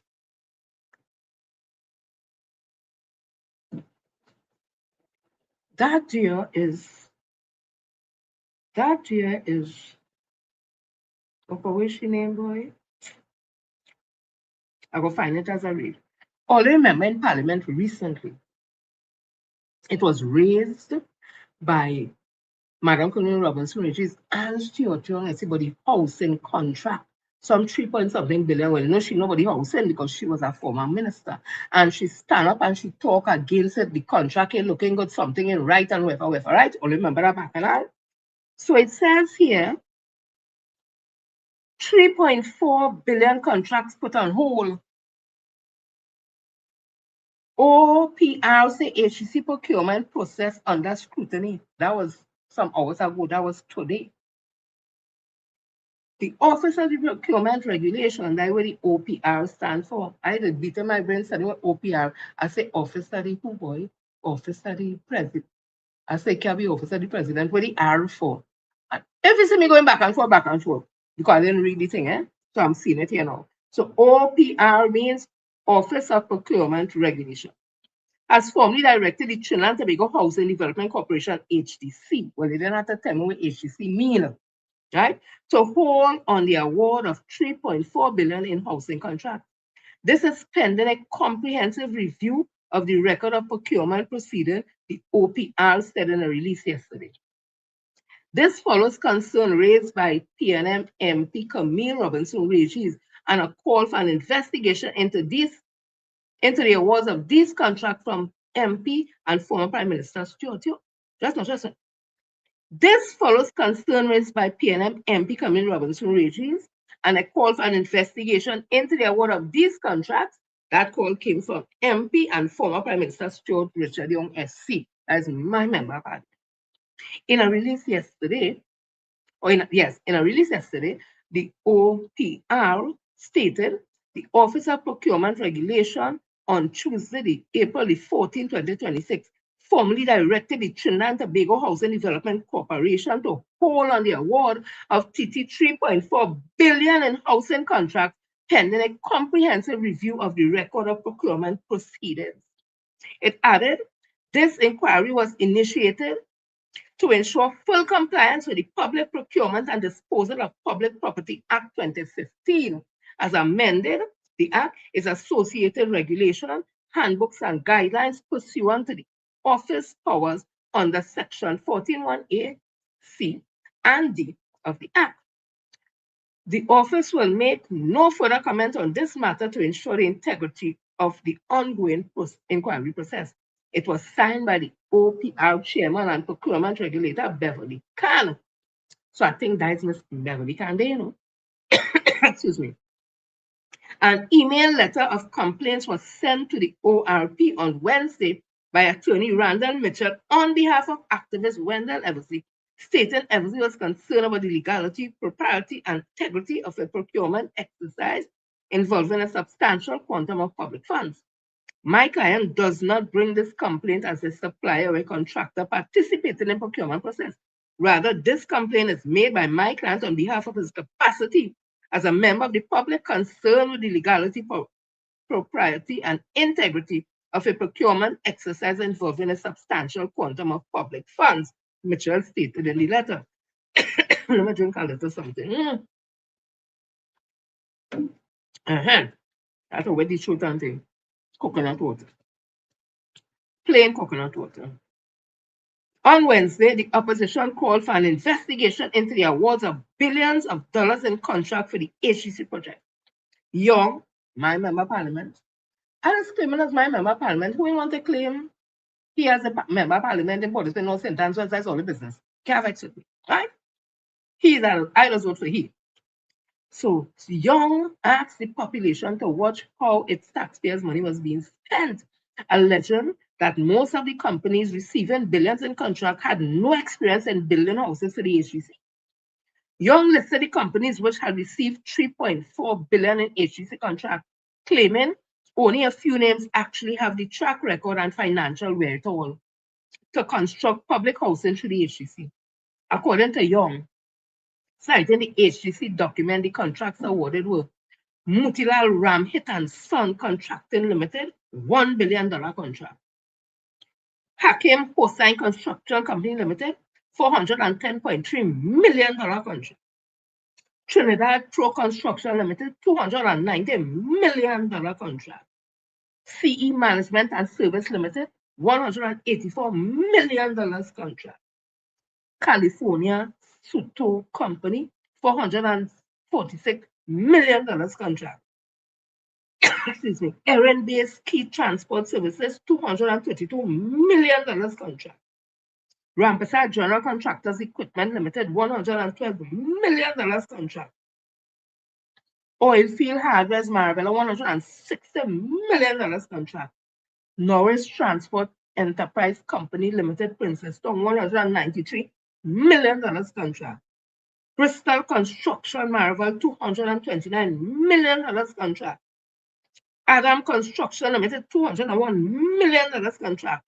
So the serious concern, excuse me. In response to the express via WhatsApp yesterday, Young said he was pleased that the ORP intervened after promising to challenge it on the matter on Wednesday during a news conference at the office of the opposition in Port of Spain. He said, we highlighted serious concerns about the proposed awards of $3.4 billion in contract at HEC on the basis of a flawed and questionable procurement process.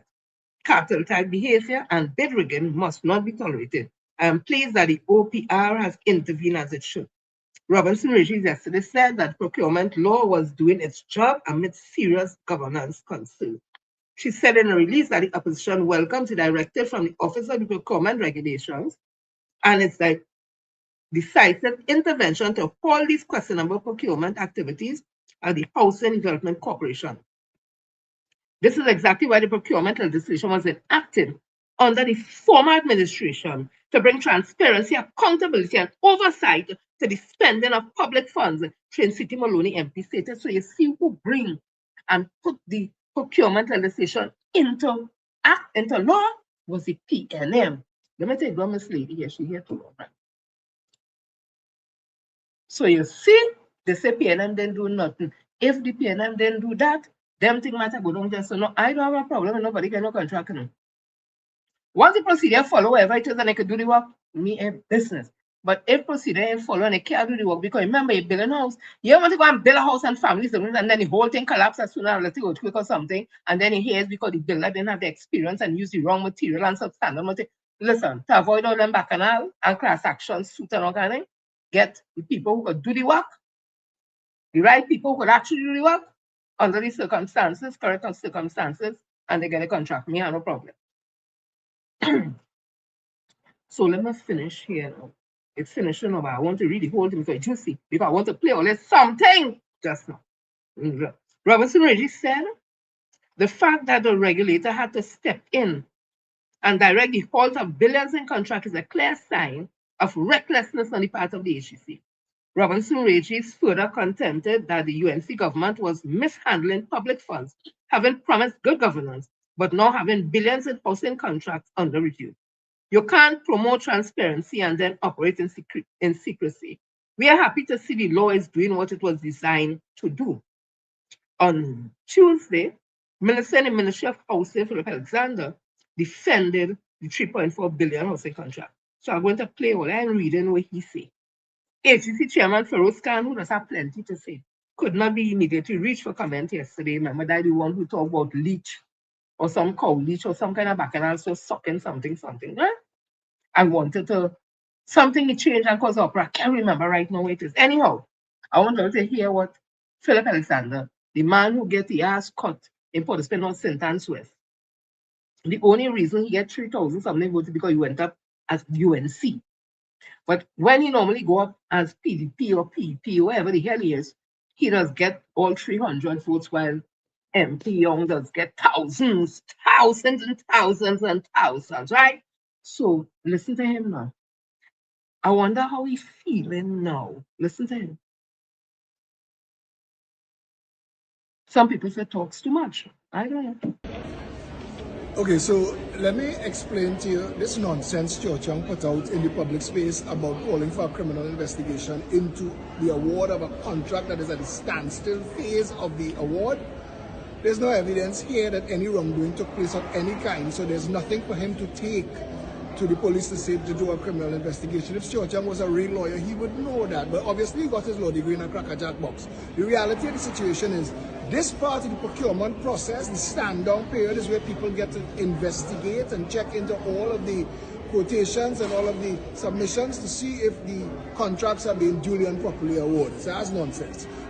With regards to Camille Robinson-Regis talking about the 10-day period in this stand-down being too short, the stand-down period is generally between 10 and 15 days. She, as Minister of Housing, awarded contracts using the 10-day period for $476 million. I think that was in Santa Rosa. So Camille Robinson-Regis, more nonsense. The PNM is just trying to beat its base into a frenzy and fooling them with nonsense. Like they talk about the state car for $3.4 billion. The state is not putting out one red cent. The $3.4 billion is the value of the contracts, but it is the developers and the contractors that are building these projects, and it is the mortgage finance company and the banks like Republic, First Citizens and Royal that paying the mortgages for the buyers who buying these houses. It's not costing the state a dollar.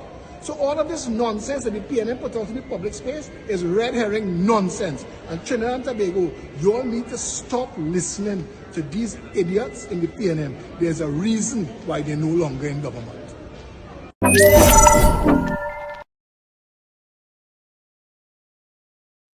All right, I'm going to back up the second. The Office of the Procurement Regulation, OPR, has formally directed the Trinidad and Tobago Housing Development Corporation, HDC, to hold on the award of $3.4 billion in housing contract. Isn't that gentleman there one of the junior ministers in HDC, now saying that what?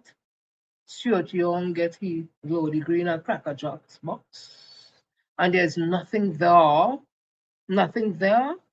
Oh my dear, so I wonder why it is the Office of the Procurement Regulations put a halt to that whole thing. Well, they're going to come and say, no, she's a PNM, and as a PNM, she's following the law because they quoted the areas of the law that is being followed, because like he didn't know, like dear Philip didn't know that this thing is in law. Then I saw they put up this. Somebody going by R. Singh, Risa Singh, and it says here 3.4 billion, and most of the contractors unregistered. I don't know if it's true or not, but it's out there on social media. Non-registered companies, let me take down madam from there. Trinidad Pro Construction Limited, I don't know if that is true. It says here unregistered. Key Transport and General Contracting Services, I do not know if that is true, if that's an allegation. It's unregistered. So I'll say these are allegations made against these companies saying that they're unregistered, and it is on a post, and I just call the case name. Rampasa General Contractors Equipment Rental Company Limited, it is staying here, unregistered. Bristol Construction Company Limited, unregistered. Island Project Management and Construction Limited, unregistered. That's the allegation being made. So we now heard Philip. So I'm going to read this little piece here by Michael Edmund Dehan. You know, I love to read this stuff. Crackerjack. Philip Alexander went live to defend 3.4 billion in HEC contracts and spent most of it attacking Stuart Young Law Degree. Young is a senior counsel. Alexander left CIC in fifth form without a pass. His current post, Minister in the Ministry of Housing, was not earned by qualification, not validated by any electorate, not justified by a single line of professional achievement the public can examine. Kamala appointed him. That is the whole story. A man is sitting entirely on borrowed authority, questioning the academic credentials of the senior counsel, and doing it with the confidence of someone who has never once been held accountable for anything he has said. The crackerjack line was rehearsed. You could hear it. What did he not rehearse was any answer to the actual allegation. The allegations are specific. The HEC pre-qualified 28 contractors using what Camille Robinson-Ritchie identified as 3 arbitrary line items from the OPR depository. 11 were selected for 3.4 billion in design, build, finance work. Several have no residential construction history. Some were incorporated this year. One is allegedly connected to both the government and the Tobago People Party. The standstill review windows, 10 days. Alexander responds to CNC3 due to diligence. Alexander responds to CNC3. Due diligence would have been done by the management and board of the HTC. We have to stand with that. Would have been done. A minister who cannot confirm that due diligence occurred as a minister confessing ignorance about a corporation he is publicly defended. That conditional tense is not confidence, it is a tell. He cannot name where the housing developments will be built. Robinson-Ritchie raised this. No answer, 11 contractors, 3.4 billion communities across Trinidad affected. Not a single location disclosed on the record. He was not involved in selecting the contractor, his words. So, the process was lawful. He was not part of it. Due diligence presumably happened somewhere. The locations are undisclosed. Cabinet approval is unconfirmed. And the concerns of 2 experienced parliamentarians are nonsense. That is a full defense held together by assertion alone. On Facebook, safely beyond cross-examination, Alexander floated his one substantive counterpoint. Camille awarded 476 million in contracts under the same 10-day window, this standstill window, when she was housing minister. That is a legitimate argument. Political consistency is a fair standard and Robinson-Ritchie should answer it. But when CNC3 asked him about the timeline criticism, he said he was not sure what she was referring to. He abandoned his own best argument on camera and mid-interview. That is not a communication problem. That is a minister who cannot keep his own position straight under mild journalistic pressure. The operating logic here is recognizable. Flood the zone with personal attacks. Declare that critics are particularly motivated, therefore their concerns are illegitimate. Treat the demand for specifics as bad faith. This is what Alexander absorbed from watching Trump. That aggression can substitute for substance. That volume can substitute for evidence. That if you call the questioner an idiot confidently enough, the question disappears. It does not disappear. Robinson-Ritchie and Young are performing the precise function and opposition in a democracy exists to perform. A state corporation has committed the 3.4 billion in procurement. The pre-qualification criteria are disputed. The contractor list excludes experienced local builders by Robinson-Ritchie's account. Some contractors have no track record in the sector. Cabinet approval is unconfirmed. These are not opposition invention. They are procurement facts that require a procurement answer. Alexander has not provided one, not on his Facebook video, not outside Parliament, not to CNC3. What he has provided consistently is the performance of a minister who knows that nothing will happen to him. He mocks the senior counsel because there is no cost to doing it.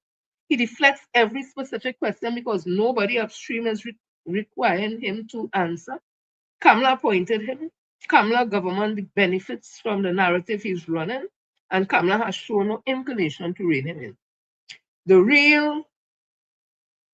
That is the real story inside the story. Alexander does not behave this way despite being a junior minister. He behaved this way because he is a junior minister operating with the freedom that comes from having nothing to lose and a patron who values attack dogs over administration. The HEC contracts will eventually tell their own story. Contracts awarded to companies incorporated this year either deliver houses or they don't. The location will eventually be known. The money will either produce homes or it will produce an audit. Time is the accountability mechanism that Alexander cannot outrun on Facebook. But that reckoning is months away at best. And somehow I would have saved this and left out a little piece, but I hope I did it justice at the end of the day, and you all got the substance and the gist of it. Listen to this gentleman speak on HPC. This week, both sides responded in a $3.4 billion HTC scandal, and the entire picture is still incomplete. So here's what we know about the contract breakdown. Motilal Ramit and Sons received $1 billion, California Stocko received $446 million, and Hakeem Hussain Construction $410 million. There's 11 contractors in total, which were selected through a process called selective tendering. Opposition says that the process was abused. The government says that it was conducted fully within the law, and the minister within the ministry that's responsible for housing acknowledged he wasn't directly involved in the selection, and he couldn't confirm where the developments will be located. In an economy, there's something we call accountability mechanism. These are the systems that we put in place to ensure that public money is spent in the way that it was intended. Things like procurement legislation is one of those mechanisms. Also, the office of the procurement regulator is another, and also media scrutiny is the third. Right now, all three are being tested simultaneously. The OPR received media questions that they have not responded to as yet, and also the standstill period, which is the official window for legal challenges, is still open. That matters because the standstill period is the system working as designed. So here are the things they should be watching out for. Firstly, there's the Office of Procurement Regulators' response to the questions raised and what do they say. Secondly, does the government disclose project sites, timelines, and housing designs before the standstill period comes to a close? Thirdly, do any of the 11 contractors face a formal legal challenge? Those three things will let you know a lot about whether this process was as clean as the government says it was. Make sure and watch the next 10 working days very closely. So leave your thoughts in the comment section below on this entire situation. Which side of the story do you believe, or do you believe there's a middle ground that we still yet don't know about? Leave your thoughts in the comment section and like and follow as always. Alright, so that was his thing there. Who is the new Mamu? Well, listen to this. Papa, you.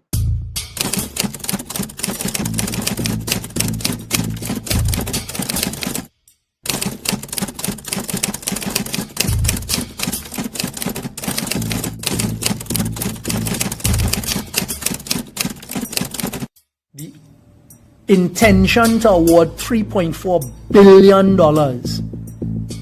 in contracts at HDC. What was the process used? Yes, they say that they were in fulfillment of the procurement laws. Not true. Imagine one of the contractors who is very close to the hierarchy and leadership of the UNC has gotten a contract of over $1 billion. What was the process used? Look carefully at the Debe campus. Who is getting the award for the refurbishment of the Debe campus? Look as well at the port expansion look as well at the marine in Tobago and who are the companies or the company, the favored one, the new Mamu.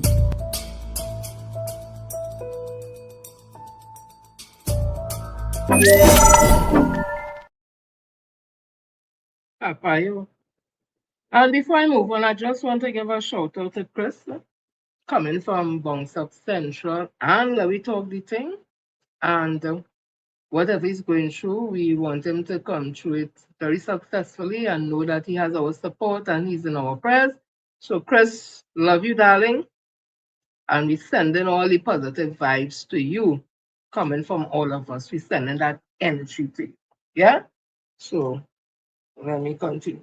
Director, I sent you a picture. Could you please put it on? Yes, okay. Ooh. Let me tell you something. My director was sticking. Director was stick at all. So let me continue this thing quick. So when you hear Stuart Richard Young, SC, talking about the energy sector, you see just how Miss Camille Robinson Ray, she stood up and talked about HGC and the contractor because she was there in that. She understand how the thing goes. She must even know the names of certain contractors are accustomed to hearing them in building houses and whatever, and hearing these new ones and that. The point I'm making, she have the experience in that area. So she could talk with authority in that area. Yeah, and that is what she did. And today, with her speaking out, with Minister Stuart Young also speaking out, today we're seeing that they put a halt on those contracts because a lot of things they didn't get an answer for. So the point I come into is, when Stuart Richard Young, MPSC, talk out in the energy sector, every time Dr. Munilal and them say something, it's not because he feel to talk. If they're talking the right things, I am sure he will give them that support. But they're not talking the right things and they're misleading based on the thing that my MP is saying. They're misleading the public in it. And people want to say, oh, young go jump out now, small thing go jump out now. As I tell people, for all them man especially who only focus on talking about small pain, only have tendencies. That's my opinion. You have to have tendencies as a man to always focus on the next man's genitals. Because some only have some big long thing with limp and hook over and all kind of thing, and blood can even reach there for it to stand up at attention. I tell only one only. We talk the thing unfiltered. I just went off there a minute. Because you know the constant talking, hey, it has so much on it, and them who talk about that can't hold a woman at all. They can't hold on a woman at all. As Paul King Douglas? No, it's as Sparrow say. If you hit some of them in the mouth, I'm not advocate, I'm saying what Sparrow say anything else, you spoil their sex life. If they get toothache, the mouth swell whatever, the sex life spoil. But they always, I'm not saying them, I'm just talking. So people don't take the thing personal. I was saying, I just think in my opinion, it's the man who always focus on man, small pain. Here what's going on? Beckett walk out there for we, he says small pain has struck her. But the point I was making is this. So when MP come out and he talk, it's because he's talking from a point of experience and expertise. So let's allow him like talk because he had the energy sector exciting. We don't know that one energy sector. We just know he does get money from there. That money does school feeding program, pay pension, old age pension, and we just know that. How much he has to take? All right, to get money, go get back pay. Settle with it. That's what we know. But he bought this thing where you're all up inside the business of the oil and the gas and the this and that. And he went on this page, you can see it chronicled. Everything. They came back. He and Dr. Raleigh, when they went, or when he alone went out and talked to them in Hague and out in Texas and Houston, blah, blah, blah, all over, they come back and they reported to the citizens of Trinidad and Tobago. So nobody can say, Stuart Young, you know what we're talking about. So listen to the history. I have known the history of that 30-year life. As I was saying, when we realized we'd run out of reserves at some time in the future, that might be too far off in Trinidad, we went to Venezuela. And everybody in Trinidad now know about Dragon. That Dragon field of gas is worth 3 TCF of gas that gives us gas for decades. 18 kilometers of pipeline to a platform in Trinidad, straight into monetization. Venezuelans don't have that ability to monetize gas. You bring it straight across to the hibiscus platform, straight down into Atlantic LNG. They print in money from LNG. We print in money as well. BP Shell print in money using Venezuelan gas. And the Venezuelans as well, for the first time, get the opportunity and the ability to monetize their gas in a fashion that they couldn't before, straight into LNG. 2018, we scored commercial term sheet. Change of government in Washington, geopolitics change, new president, heavy sanctions. Can't do business with Venezuela anymore. Everybody is hands off. We didn't give up. Continue to maintain the relationship. I went across to Venezuela. The population don't know this, putting myself at risk at times during the time when it was heavily sanctioned. When there were protests in the street, there was no food in the stores of Venezuela. I saw that firsthand. Going to continue to meet with the government of Venezuela, because when you're with a friend in bad times, they're going to remember that. And that is part of what diplomacy is about. We believed in it for Trinidad and Tobago, maintain the relationship, change our government in Washington again. Prime Minister and myself decided strategically we have to try, because we have to get access to that Venezuelan gas for the future of Trinidad and Tobago. 9 trips, I think, in 1 year to Washington, D.C. Very, very carefully. The same White House that you all see on television, several visits I made to the White House. The same Congress that we see now on television, Prime Minister and myself went. We didn't only meet with Democrats who in government, we met Republicans as well and educated them as to who Trinidad and Tobago is and the benefits it could have. What was the story? Europe needed gas because they had come off of Russian gas. We are a friendly country and ally that could provide LNG, we could provide fertilizer. We have plants that are already built with capacity. All we need is access to that gas from proven reserves in Venezuela. 18 kilometers of pipeline, boom, LNG, ammonia. They listened, we kept at it. I remember one day the Prime Minister giving 7 speeches to different Republicans, Democrats, members of the government. We got through. You all know now, we got an OFAC license, the only people, apart from Chevron at the time, to get permission from the United States to do business with Venezuela. But of course, when we were negotiating, they didn't want any payment in cash. We said, okay, we'll pay them in LPG. First thing that you hear screaming at us is, well, President Maduro wouldn't do business with you all because you're not paying him in. Again, it's not for us. It's not for Prime Minister Rowley and Stuart Young. It's for the people of Trinidad and Tobago. We didn't give up.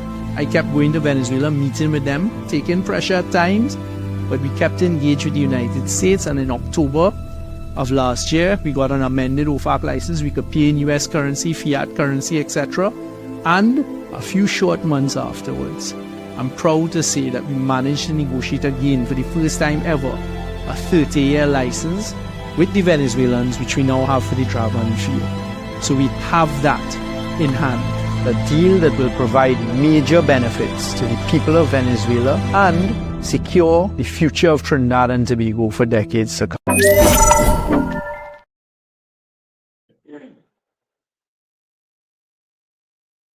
And listen to what he has to say here. What NGC is currently doing, and I am putting the population on notice today. I understand that energy matters are something that the average person doesn't particularly interest themselves in, but this is where our income in Trinidad and Tobago comes from. This is what pays our teachers. This is what is supposed to pay our nurses, who they are putting their foot on the necks of right now. And we stand in solidarity with the nurses of Trinidad and Tobago. And this is why energy is important. The NGC policy that is aligned to Kamala Persad-Bissessar and her followers is that they are destroying point leases by allocation.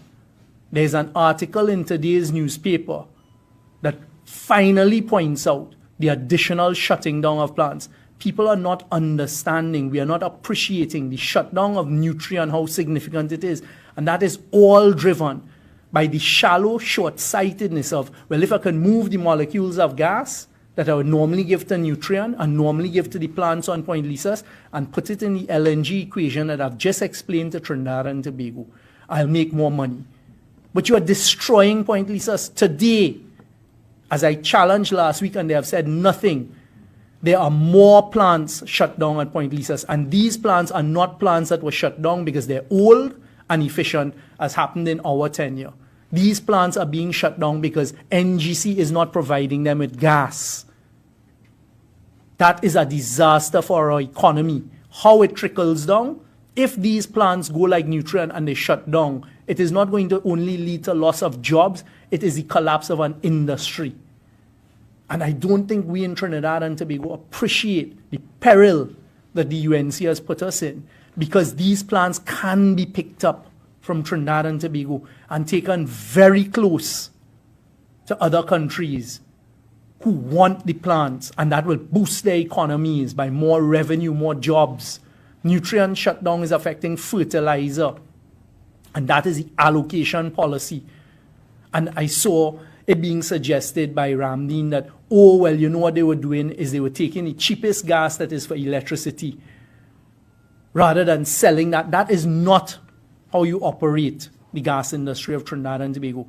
A power tranche of gas is something that the government and we had negotiated to ensure that our citizens of Trinidad and Tobago get the benefit, because the gas is owned by us. So you negotiate a lower price for power for the generation of electricity so the citizens could get the benefit. The fool then goes and says he's going to take that cheaper gas and put it into LNG to make more money. You are collapsing our energy industry. You have made us uncompetitive, and you are destroying the NGC and Trinidad and Tobago's energy sector. We are literally looking at it happen under our eyes, Trinidad and Tobago. Ask Kamala Persad-Bissessar and the government these questions. Why have you changed the allocation? Why are you starving plants on Point Lisas from gas with the short-sightedness of using the PNM negotiated better pricing and cargoes of LNG? Yeah? And with the higher gas prices we're getting, which is good, anything good that comes to the country is to the benefit of all of us, so it's not a good thing. But let us don't forget who would have negotiated for those prices for the gas. Because Henry Hub, it's selling for $2 and about 16 US, wherever they sell it in wherever, right? But how MP Stewart, when his Minister of Energy negotiated the thing, we get different prices. So one area, we're getting right now about $15 US instead of $2 and something, and next year we're getting about $18 US. So money coming in, and that had to do with the formula that the minister at the time was Minister Stuart Young would have done to change the pricing from this Henry Hub, where it's only $2 and something US gas selling for. So it has nothing to do with no new improvement that they bring in NGC, nor with the new chairman and all that. Nothing to do. All they're getting is like a house where you build a house, everything finished. And they move in and just put up a curtain and move in as if they build the whole house and everything. Or you build up the house, everything, whatever, and they move in and rent it and making money, and all is because of them they make any money. But it's because the house was built. Why somebody want to rent the house from you and you didn't build the house, you just happen to come to own the house now and reap any benefits. So that's what they do. The PNM again continue to put track down for Guti to run, and the UNC will run it. Okay, that's an opinion. So while we're doing all that and we get chopper and we get caught up, he always the code, and when UNC win, everybody win. Only remember this, it's not me making up these things, so only remember this. This was March 29, 2012. It was in the Daily Express. God is at Trini. The PM signals better times ahead with discovery of 48 million barrels of crude oil by Petrotrain. The people of Trinidad and Tobago can expect better times ahead as state-owned Petrotrain has struck black gold with the discovery of 48 million barrels of crude oil, Prime Minister Kamala Persad-Bissessar said yesterday. That was back in 2012. Petroleum President designate Khalid Hassan Ali said the company, which was engaged in aggressive drilling, discovered the oil off the coast of Paria 4 miles west of Point 14 in 60 feet of water. Following yesterday's cabinet meeting, Persad-Bissessar, cabinet ministers and petroleum officials and technocrats filled the press room of the cabinet press conference at the PM Sinclair office to announce the news. Questioned by the media on the timing of the disclosure of the oil find, as it coincided with a critical meeting with the partnership leaders, Petrochen Chairman Lindsay Gillett said he would leave the politics to the politicians. Hassan Ali, when questioned by the Express following the press conference as to why the announcement was made yesterday and not earlier since the discovery was made last year, that would be 2011, explained that there was a lot of work, such as testing the wells, producing a badge, and mapping the area, etc. Persad-Bissessar, in making the announcement on the eve of the Shouter Baptist Liberation Day holiday today, said the oil find reaffirms that indeed God is at Trinity. As a result of the Jubilee discovery by Petrotrain as a state-owned company, decisions can be made faster and easier, and you can be assured that there will be no squandering of these very precious resources, but every penny will go upwards, genuine people-centered development in several areas, she said. So what does it now mean for the man in the street, for the citizen of Trinidad and Tobago? In a phase, if I will sum it, I will say better times in the best of initiatives that will benefit you, the citizen of Trinidad and Tobago, she added. Listen, she went on and she was very proud of the minister. At this point, at time when Petrotrain has turned the corner. No, I am very proud to be the Minister of Energy at this point in time when Petrotrain has turned the corner and the company is turning around, said Ramla, and I kept in Ramla right. And I show you that how the thing there and everybody stand up there. So I want to ask that question. If back in 2011, the year before, is when they say they find the oil, and then when they ask them, the technocrat and thing, so why only no one announcing it the next year? And they say, well, I take the badges and the this and that. So that was 2012, right? 13, 14, 15. How come by 2015 that where's the name there? And the central bank governor, Jawala Rambarine, in 2015 said Trinidad and Tobago is in a recession. And it had 2 quarters or 3 quarters of negative growth, and that is a recession. When the PNM came in later in 2015, they were told, it was alleged, money for 3 days or some kind of bacchanal, so, and they had to pay a 14% increase that was settled with PSA and Kamala Persad-Bissessar government, and they go all about to look for the money and all kind of things. Where was the oil that they find in them 2 containers and say God is at Trinity? And all them technocrats stand up there and agree that we find oil. Where did that oil go? Let it make sense. I just asking somebody a question, right? I asking a question. Then listen to this one, how we talk about who is now his colleague in the Ministry of HDC, well, Housing Development Corporation. Listen to what he had to say. I cannot understand how out of all of the columnists, all of the researchers, all of the people in Trinidad and Tobago or internationally that he could have quoted from, he went somewhere, somehow, and dug up Philip Alexander in a debate that deals with allegations of fraud, corruption, allegations of misappropriation of funds. He dug up Mr. Philip Alexander. Philip Alexander, as if you Google him, you will see There are allegations about Philip Alexander with regards to fraud and corruption with a fair that was supposed to come back in the late 90s, and people paid their money and they never got the World Trade Fair and they never got back the money. There are allegations about Philip Alexander, the Edge nightclub in Long Circular Mall, and his partners claim that he misappropriated funds from their partnership in the enterprise. Yeah, so don't use Philip Alexander. You have disappointed me.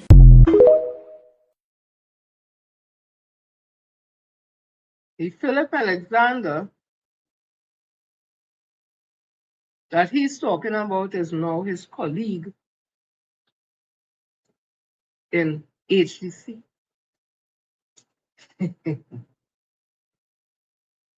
When some other you ask them where we go do, don't ask what we go do, you know. Ask what they go do, because I did what I was supposed to do. I went and voted for the PNM. Because they say every creed and race find an equal place, and in the PNM charter, anybody once you have the passion, the commitment, the patriotism and all that, what you could become a leader in the PNM. And my member of parliament was Stuart Richard Young SC. I went and voted for my member of parliament. So I went and did my part. So when all they talking and asking, ask what all you gonna do? Because all you who will go and vote for whatever reason, and all you who won't vote, because they tell all you, don't vote for the Chinese man. I find out that some night that they was actually going around and telling people don't vote for the Chinese. He's a Chinese, he's a 1%. Don't vote for him. All them PNM peoples, whether in high places or low places, went around and battered Dr. Rowley and Stuart Welfare, and they said they're not voting. 15,008 of them couldn't vote in the constituencies when they add up with PNM laws. Just 15,008 of them. Had them 15,008 gone back out to vote, PNM would have been in office now. And if the 100,000 that vote, PNM would have a 3/5 majority, that would just call it, in Parliament to be able to do the right thing. So they were able to pass the procurement law, and because of that today, it may have, I just said, may have very well saved the taxpayers of this country money. Because all kind of things could have come out of that way, houses they build proper and thing and whatever, and all kind of back now. I just said. So ask all yourself, what are you going to do? And I'll leave all you with this as we look to close out. And I want to share one further point here with the nation. When the Prime Minister met with the leaders of the energy sector, it was decided to establish what we call an empowered negotiating team of technocrats and led by two ministers. Myself as Minister of Energy, and the Minister in the Office of the Prime Minister, the Honorable Stuart Young. And today, I want this nation to know that we owe a debt of gratitude to the Honorable Stuart Young for his contribution in this whole exercise. He has been very, very instrumental in these negotiations, because as a litigation lawyer, he knew what to say, what not to say. I was there to the side. I've been an expert in the field of energy, but he was the expert negotiator. And both of us worked diligently together as a team to deliver these results for Trinidad and Tobago. That gentleman is young, he is bright, he is productive, he's an extremely hard worker. The Chinese man with Indian roots, when he went out there, he was negotiating for, here Franklin can say, on behalf of Trinidad and Tobago. Not the 1%, not Chinese people, not Indian people, not African people, Caucasian people, was the citizens all the way at Trinidad and Tobago. And he always said he will fight for Not the 1%, not the Chinese, not the Syrian, not the African, not the Caucasian, but all the citizens which make up all of us in this cosmopolitan space at Trinidad and Tobago. Only didn't want that. Some only didn't want that. So this is where we at now. It's right in front of their eyes. So people have a blessed weekend. Do everything in moderation, drink, dance, laugh, whatever. Do in moderation. Remember to love your loved ones, love yourself, love the children, take care of the elderly, look out for somebody in these times where 50,000 people lost their job. Some of our most vulnerable. Look out for them, look out for the children. If you see signs or anything because they might be hungry, they might be in a situation where there's abuse, and not because the parents want to abuse them, but stress and frustration and all that does make you do certain things, because some people don't have that wherewithal and don't have that support and all kind of thing that's happening. Look out in here. Domestic abuse will be on the increase. All these things are trickling on effect to sending home 50,000, and now you hear how much we always get fired from education, 500. Added to that, and there are others who keep going home every day. Those people have families, those people have emotions, and everybody treats with these things differently. You're coming out of these things, you could see rape happening, can't pay your rent, whatever, and some unscrupulous house owner, rent and owner, tell the woman, well, you have punky, you have to pass the punky. You have a little daughter, a little son, you have to pass them. You have to study now. Sleep on the street, give up the punky, whatever the case may be. These things will come and increase, incest will increase. Unfortunately, I am not a psychologist, I'm not a psychiatrist. As I keep telling you, I did enough psychology, I could have a conversation. Based on my little knowledge of psychology, you could have an increase also in suicide. You could have an increase in gun violence, domestic gun violence, domestic violence. All these things could stem from a system that has broken down economically, and where people are having challenge to eat when the day comes. It ain't easy to go and sleep and your belly growling. You know? It's like you just can't sleep because like the noise in your belly growling will be louder than music. And the pain somebody just feeling if you had a sad gas. It ain't easy to hear your children crying and say they're hungry. They start to suck their finger and they're watching you and they're hungry and you watching them and them watching you. Listen! Or your landlord say you got to leave and you have nowhere to go. But all they didn't want the PNM, all they didn't want the Chinese man, all they did vex with Rowley, because for 10 years he we suffering and not remembering it at COVID-19 and nobody gets sent home. You cannot be home for a year and whatever and go and you show when the man come, you push your car. Because I was one of them. Every month I go and look for my money and if I go home and see my money for the month, I go start again honest, and then walking I was homes. Me afraid to talk the truth and I say I want my money when the man come.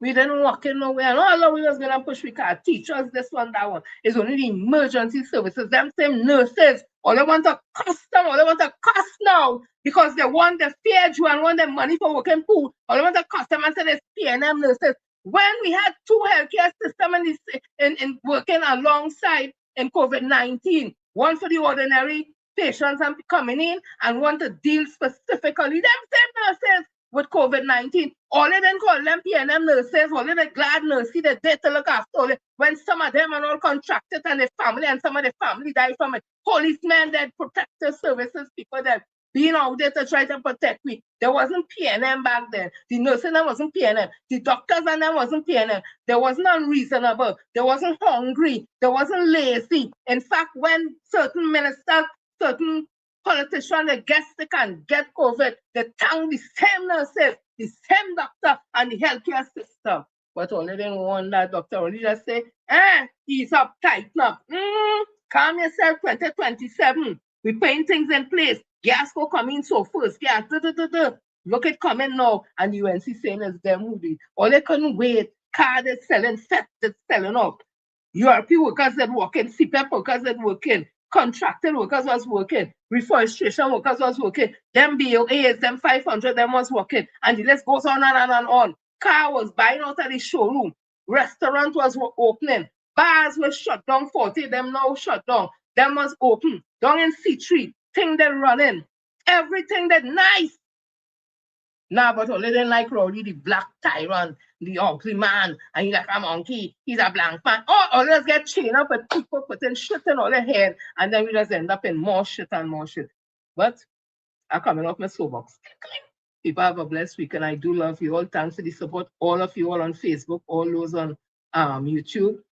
Follow Bounce Up Central, like and share. Go onto the platform and like the different platforms, the different topics and things. Please take part.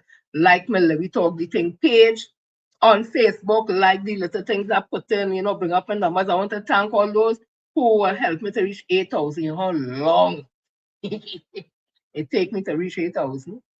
It's another time I say, if you're moving from 4,000 a day for day, but I want to thank you all at 8,000, and I value my 8,000. People are 100,000. I good. I happy. I 8,000. If it go more, I'm happy. If it remain there, I'm still happy. Thanks for the support, everybody. Mr. Gills, Mr. Norris, thanks for the support. Everybody. Mr. Andy up in Maloney, thank you and your wife, your whole family. I ain't gonna call out everybody else, right? Everybody, I love you all. See you all on Monday. Go spend a comment something for something new. This is the girl Jenny, Sister Jenny, Auntie Jenny. If you want to get formal, it's Miss Jennifer Frederick. My choice, because I'm a member of parliament, will be Stuart Richard Young. And only can vex me because that's what I was vote for. It's not like I live in a next constituency. That's what I was vote for. That's why I support him. Wherever I want to think in what I support him for, it don't matter to me. I give my support to my member of parliament for the Spin North St. Anne's West, Stuart Richard Young, SC. I say it and I keep saying it, my whole chest. And you know my chest ain't big, right? But my whole chest. All I love, all I God. The old people used to say, if you ain't too long, trouble will before you. Doctor before you. And when you're living in good house, sometimes just a bad houses come and call you. Call out and call you. It's not to say you must settle for the mediocre, or you must take a lash from man where that trunk was so bad. But sometimes woman leave them man, say they're going for better, and the new one they embrace